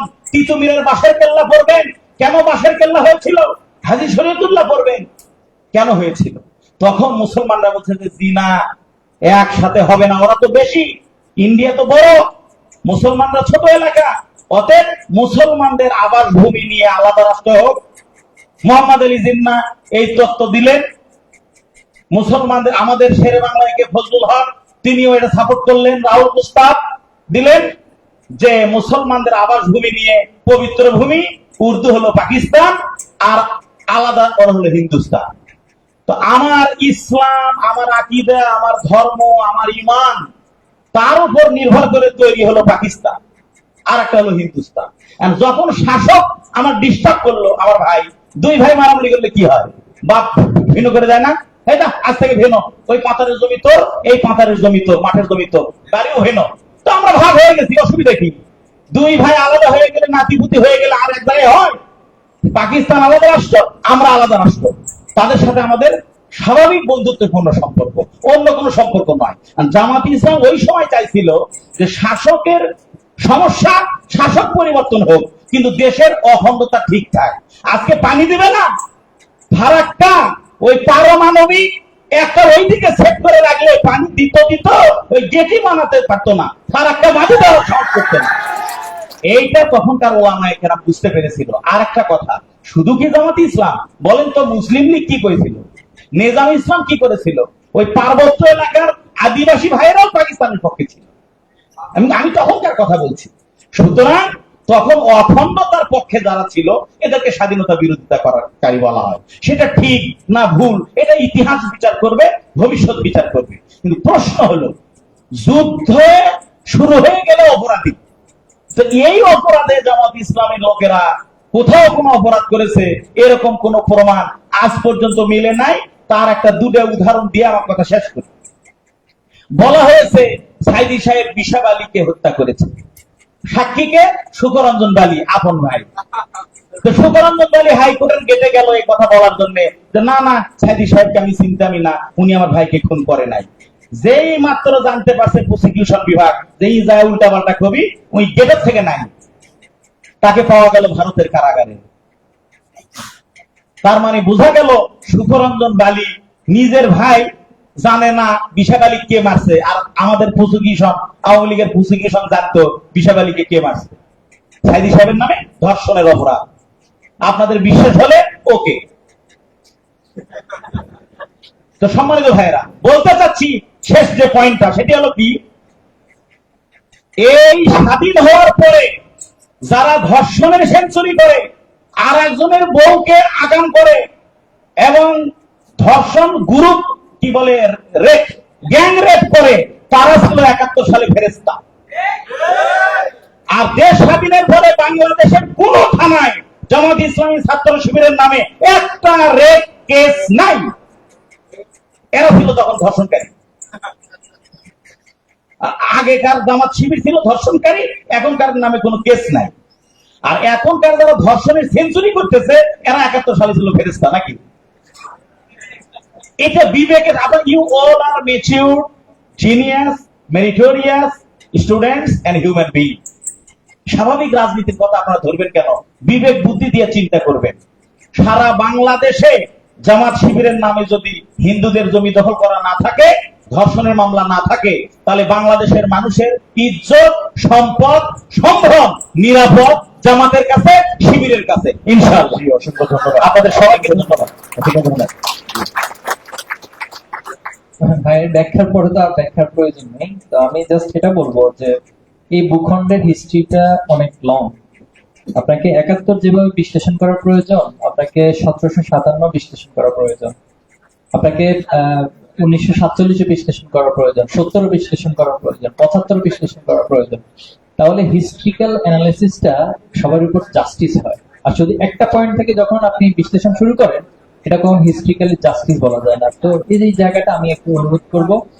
আর ছাত্র শিবির 71কে কিভাবে দেখে যদি এই প্রশ্ন করেন, তাহলে আমি ডিরেক্টলি উত্তর দিব যে 71 সত্যিকার অর্থে যারা দেশপ্রেম নিয়ে, যারা যখন বুঝতে পেরেছে যে না আমাদেরকে এই দেশপ্রেমের জন্য এবং স্বৈরাচারের বিরুদ্ধে দাঁড়ানো দরকার, এবং এই নিয়ত নিয়ে যারা অংশগ্রহণ করেছিল আমরা তাদেরকে সর্বোচ্চ শ্রদ্ধা দেখি। কিন্তু যারা পার্শ্ববর্তী কোন রাষ্ট্রের এজেন্ডা বাস্তবায়নের জন্য নিজেদের স্বার্থ চরিতার্থ করেছে, আমরা তাদের কখন ভালো চোখে দেখি না। পাশাপাশি এই 71কে দেখেন, গত আমরা জেনারেশন, আমরা যখন আমাদের জন্ম হয়েছে বা যখন বুঝতে শিখেছি, আমরা টোটালি দেখেছি যে আওয়ামী লীগ 71 নিয়ে জাস্ট একটা ব্যবসায়িক একটা সেন্টার খুলেছে এবং একটা চেতনার কার্ড নাম দিয়ে মানুষকে যেখানে যা ইচ্ছা বাংলাদেশ সবকিছু নিজের জন্য জায়েজ করে নিয়েছে।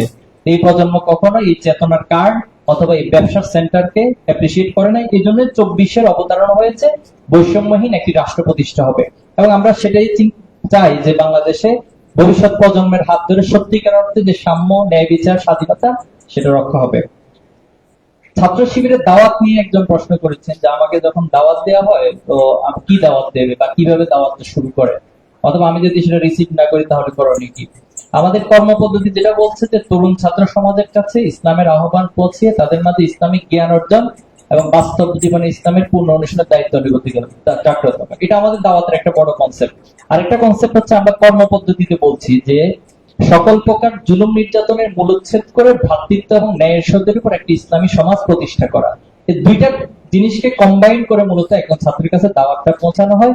আর এখানে আমাদের মূল যেটা তত্ত্ব সেটা হলো, দেখুন প্রত্যেক বনি আদম দ্বীনি ফিতরতের উপর জন্মগ্রহণ করে, এবং যেটা কোরআন এবং হাদিসের ভাষ্য যে আমরা যখন আলমে আরওয়াতে ছিলাম, আল্লাহ যখন আমাদের রূহগুলোকে সৃষ্টি করেছেন, তখন আল্লাহ তাআলা আমাদের কাছ থেকে একটা কমিটমেন্ট নিয়েছিলেন, আলাস্তু বিরাব্বিকুম, আমি কি তোমাদের রব নই? কোরআনের ভাষ্য অনুযায়ী সেখানে প্রত্যেকে যারাই ছিল তারা সেখানে এই কমিটমেন্ট দিয়েছিল যে অবশ্যই বালা, অবশ্যই আপনি আমাদের রব। কিন্তু হাদিস এটাকে পরে ক্লারিফিকেশন করতেছে যে মানুষ দ্বীনি ফিতরতের উপর জন্মগ্রহণ করার পরেও তার পিতা মাতা, তার চারপাশের পরিবেশটা তাকে সে রবের ফিতরত থেকে হয়তো দূরে সরিয়ে দেয় অথবা তার উপর সেখানে টিকে থাকতে সহযোগিতা করে। তো ছাত্র শিবির আপনাকে এখানে দুইটা শিকড়ের কথা স্মরণ করিয়ে দিবে, একটু খেয়াল করুন। নাম্বার 1 হচ্ছে যে রবের শিকড়, যেটা আপনি কখনো অস্বীকার করতে পারবেন। আপনি এমনি এমনি সৃষ্টি হয়ে গেছেন, এটা কি সায়েন্স কখনো এই থিওরি দিতে পারে যে একটা জিনিস এমনি এমনি হয়ে যায়, এটার পিছনে কোনো রিজন থাকে না? অবশ্যই সেখানে কোনো রিজন থাকে। সেজন্য আমরা যে ধর্মই হই, আমরা কারো না কারো দ্বারা সৃষ্টি হয়েছে, সৃষ্টিকর্তা। তো ইসলামিক কনসেপ্ট থেকে আমরা আপনাকে বলবো যে এই রবের যে স্বীকৃতি, অর্থাৎ রব আমাকে সৃষ্টি করেছেন, এই শিকড়কে আপনি কখনো অস্বীকার করবেন না। আপনি টাইটানিক জাহাজের যে ঘটনাটা সেটার দিকেও যদি তাকান, যে তারা যখন খুব দাম্ভিকতার সাথে কিন্তু যাত্রাটা শুরু করেছিল, একটা পর্যায়ে যখন বরফখণ্ডের সাথে ধাক্কা খেয়ে সবাই মরে যাওয়ার মতো অবস্থা, আপনার দ্বারা সামাজিক মূল্যবোধহীন যে কাজগুলো এগুলো থেকে বেঁচে থাকা সম্ভব। তো আমরা চাই যে এই দুইটা বিষয় আপনার কাছে আমরা উপস্থাপন করি। এখন আপনি কতটুকু রিসিভ করবেন সেটা আপনার বিবেক দিয়ে চিন্তা করতে হবে। তো ছাত্র শিবিরকে যদি আপনি রিসিভ না করেন তাহলে তো এখানে আপনাকে জোর করে, আমাদের পরের যেটা পয়েন্ট সংগঠন পয়েন্টে বলা হয়েছে যে সকল ছাত্র ইসলামিক জীবন বিধান প্রতিষ্ঠার সংগ্রামে অংশ নিতে প্রস্তুত, ছাত্র শিবির তাদেরকে তাদের সংগঠনের অধীনে সংঘবদ্ধ করে। এবং আপনি এখন পর্যন্ত বাংলাদেশের ইতিহাসে আমি যদি আপনাকে চ্যালেঞ্জ করি, আপনি একটা উদাহরণ দেখাতে পারবেন না যে ছাত্র শিবির কাউকে জোর করে তার কর্মী বানিয়েছে অথবা তার কোনো দায়িত্বশীল বানিয়ে দিচ্ছে। বরং সাথী হওয়ার যে প্রসেসটা যদি আপনি স্টাডি করেন, একজন ব্যক্তিকে অনেক সাধনা করতে হয়। যেমন আমি যখন সাথী হওয়ার জন্য আমাকে টার্গেট নেওয়া হলো, তখন অনেকভাবে দায়িত্বশীল আমাকে বারবার চেষ্টা করছেন।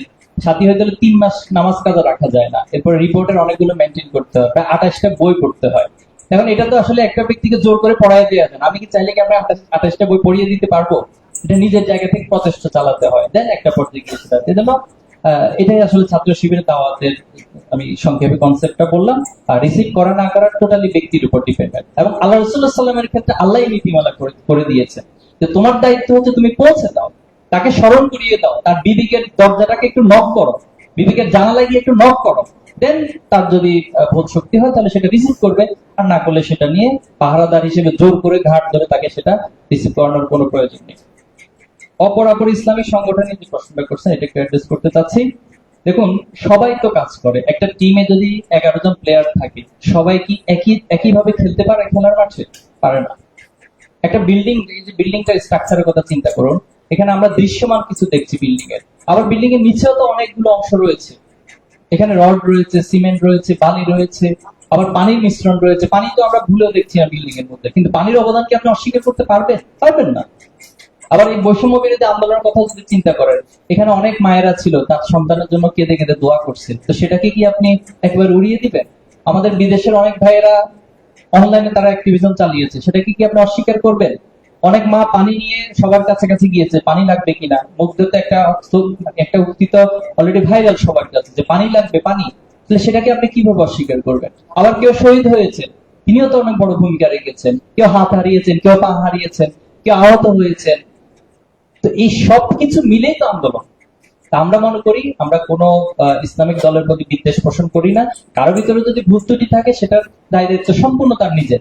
বাট ইসলামিক জায়গা থেকে সব দলকে, শুধু ইসলামিক দল না, বাংলাদেশের নাগরিক হিসেবে যারাই বাংলাদেশকে একটি কল্যাণ রাষ্ট্র অথবা বাংলাদেশকে একটি বৈষম্যহীন রাষ্ট্র অথবা বাংলাদেশের জুলুম নির্যাতন হিসেবে রাষ্ট্র প্রতিষ্ঠা করতে চাই, আমরা মনে করি যার যার জায়গাতে সে ভূমিকা রাখবে, এবং সবগুলো ভূমিকা একসাথে হয়ে মূলত আমরা একটা আলটিমেট বিজয় বা আমরা যে জায়গাটা পৌঁছতে চাই সেখানে পৌঁছাটা আমাদের জন্য সহজ হবে। আমরা এভাবে সবাইকে দেখি। ইনশাআল্লাহ। জি।